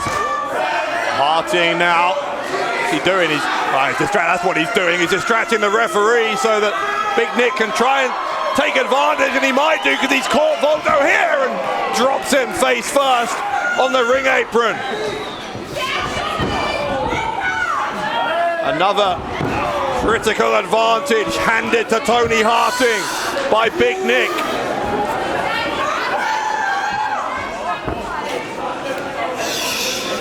Volto now being hung upside down, very vulnerable position for the French sensation.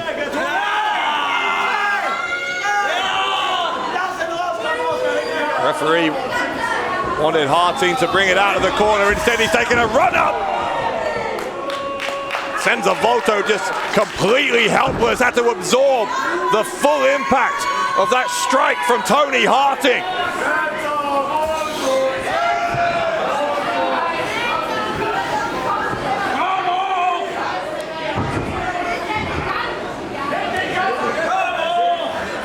Look at Harting just taunting Senza Volto.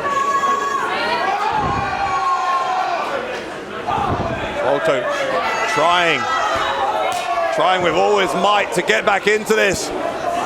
Needs to regain his balance. He goes to the ropes. There's a kick from Harting right to the knee.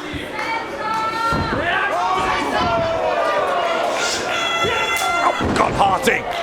Harting with a kick to the side of the head of Volto. French sensation may have been knocked silly there.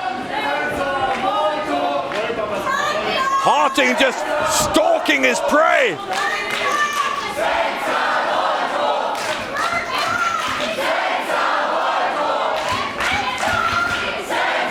Toni Harting waiting for Volto to turn round. Catches him, fisherman suplex. He's got that butcher's hook grip. He's got the bridge, and still Volto was able to kick out.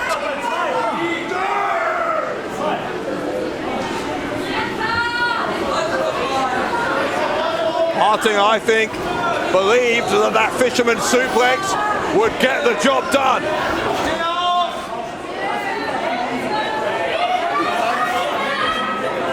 You say a lot of things about Toni Harting, but you certainly couldn't claim that he is short on confidence.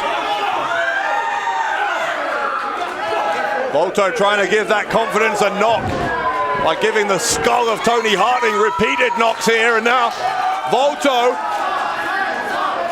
launch off the top again. This time Harting knew it was coming, got the knees up.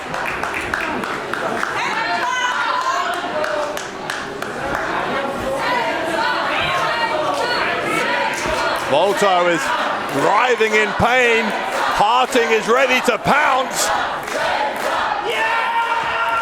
Toni Harting on Volto.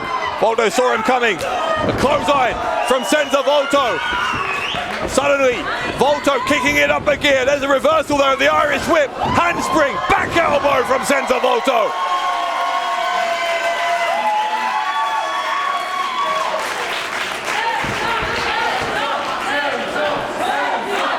Volto just grasping at the air. It's almost like he's physically trying to grab some of the energy being sent his way by this crowd here in Berlin.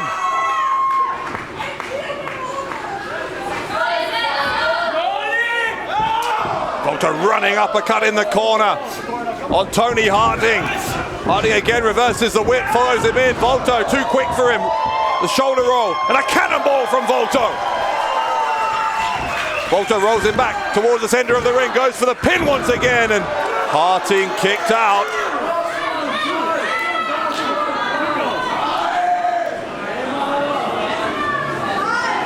Volto frustrated, needs to keep his attention though, fully focused on Toni Harting. I know that for the past year and a half, that main event defeat that cost him the Berlin title has been playing on the mind of Senza Volto. He has a chance here to avenge that.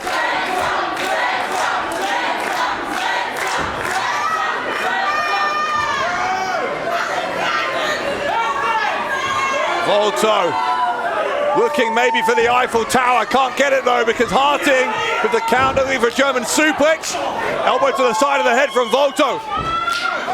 Big kick right to the face though from the Tiger. Volto tries to do something similar, couldn't get it, but he does get the chop, and then a right hand. Harting with a strike back of his own.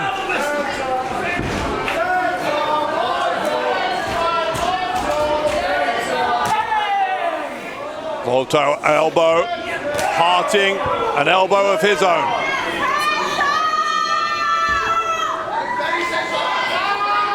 Both men just doubled over with exhaustion. It has been a pretty stunning main event here at Blockbuster 2. That fifth and final Mystery Mayhem envelope on the line for the winner of this one.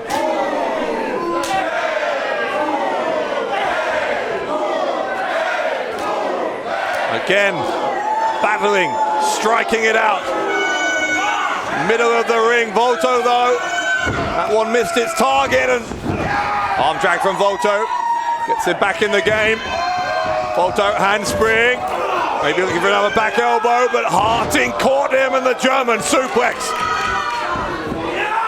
And a second one from the Tiger. Is it 2 and out for Senza Volto? No, it is not.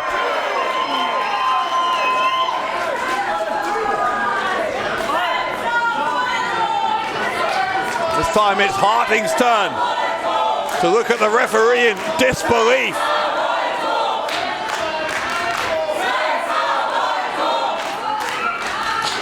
Well, Volto has rolled to the outside, and I think that's a worrying sign if you're supporting Senza Volto here, because the fact that he felt he needed to buy himself some time, I think is evidence that Harting clearly has done a significant amount of damage to the French sensation.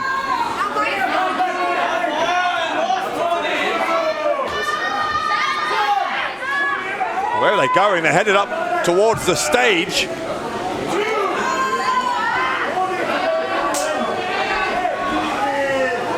Harting, don't tell me he's going to try and powerbomb Volto on the stage. That's exactly what he's trying. Volto had to fight back and does. Kick to the head. Volto able to kick Harting away. He just heard the referee saying he wants it back in the ring.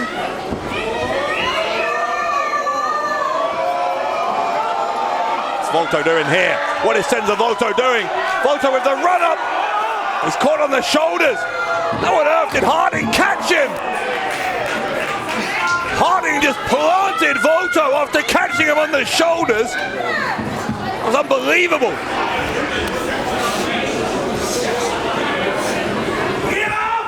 Harting again looking for a power bomb. It's a turnbuckle bomb on Senza Volto. And now the overhead belly-to-belly suplex. Harting could finish this. Harting could finish it. He could do, but he doesn't because Volto kicked out once more. Still, no one has been able to claim ownership of that fifth and final Mystery Mayhem envelope. Who will join Jem Kaplan, Marius Alani, Erkan Sultani, Aytac Bahar as owners of those coveted chances at GWF titles, headed into Mystery Mayhem on May 22nd.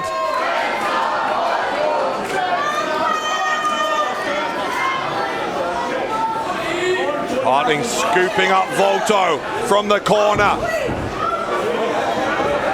Volto with his arm hooked over that top rope to prevent him from being sent to the opposite side, but it can only happen briefly. Oh, Harting sits down. Harting sits down. He's trying to grab the ropes. Gets his knees down. Now he has got the ropes. And referee sees it. Thank goodness for that. Harting tried to steal it.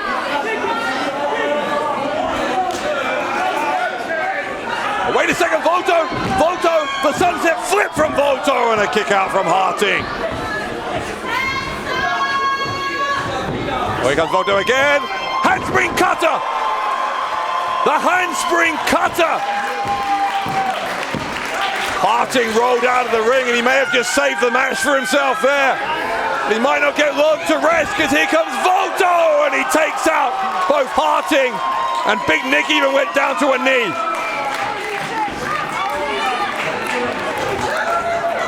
Volto rolling back in. Harting's chances of winning that Mystery Mayhem envelope in serious jeopardy here. Here comes the moonsault. Picture perfect from Senza Volto. Volto hooks a leg. Oh, a kick out once again. Another kick out. Volto, Cobred from Volto. This time. Wait, hang on now.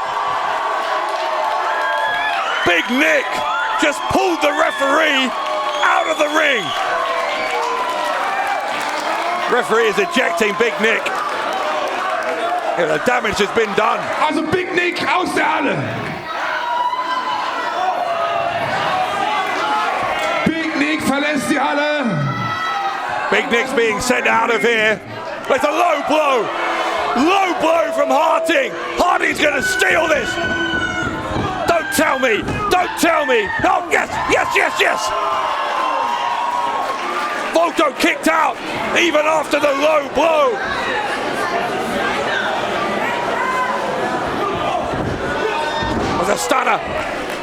What a stunner. Breaking the jaw maybe of Volto, then a kick around the side of the head. Spine buster from Toni Harting. Harting, has he won it here? Has he won it? No.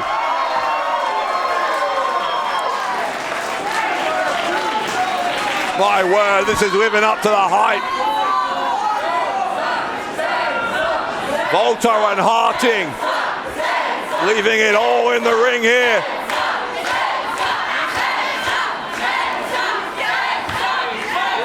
I say they're leaving it all in the ring. It's spilled to the outside of the ring again.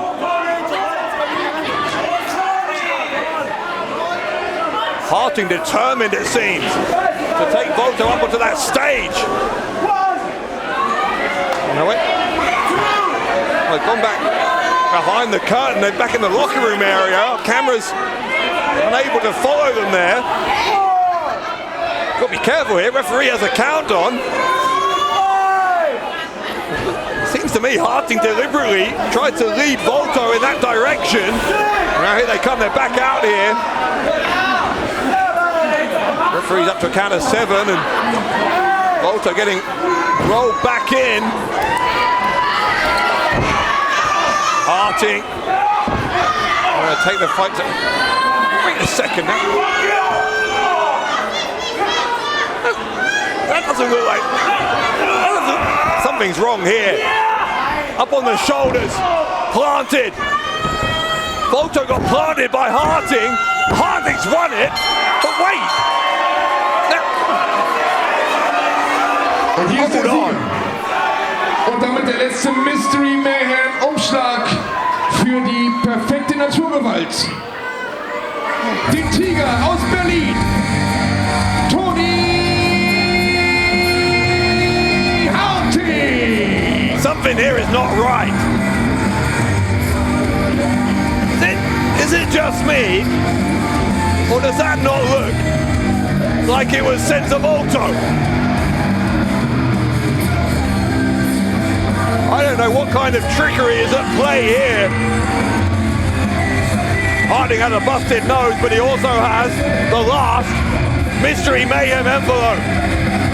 What has just happened? Der Umschlag Nummer 3 mit der Titelchance Nummer 3 für den Tiger aus Berlin beim Mystery Mayhem. Die perfekte Naturgewalt.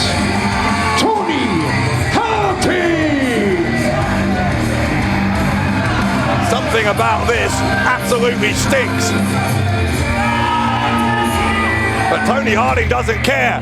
Toni Harting claiming envelope number 3, the last of the 5 available for Mystery Mayhem.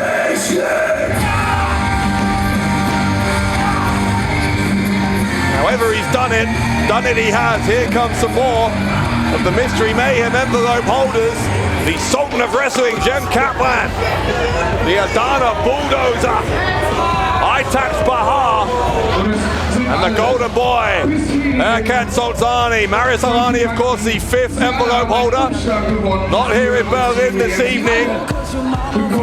You are looking at 4 of the 5 who have earned those Mystery Mayhem envelopes. How many of those 5 will walk out of this very building in the German capital Berlin on May 22nd with championship gold around their waists? Bahar, Kaplan, Alani, Sultani, Harting, with a huge opportunity on May 22nd at Mystery Mayhem.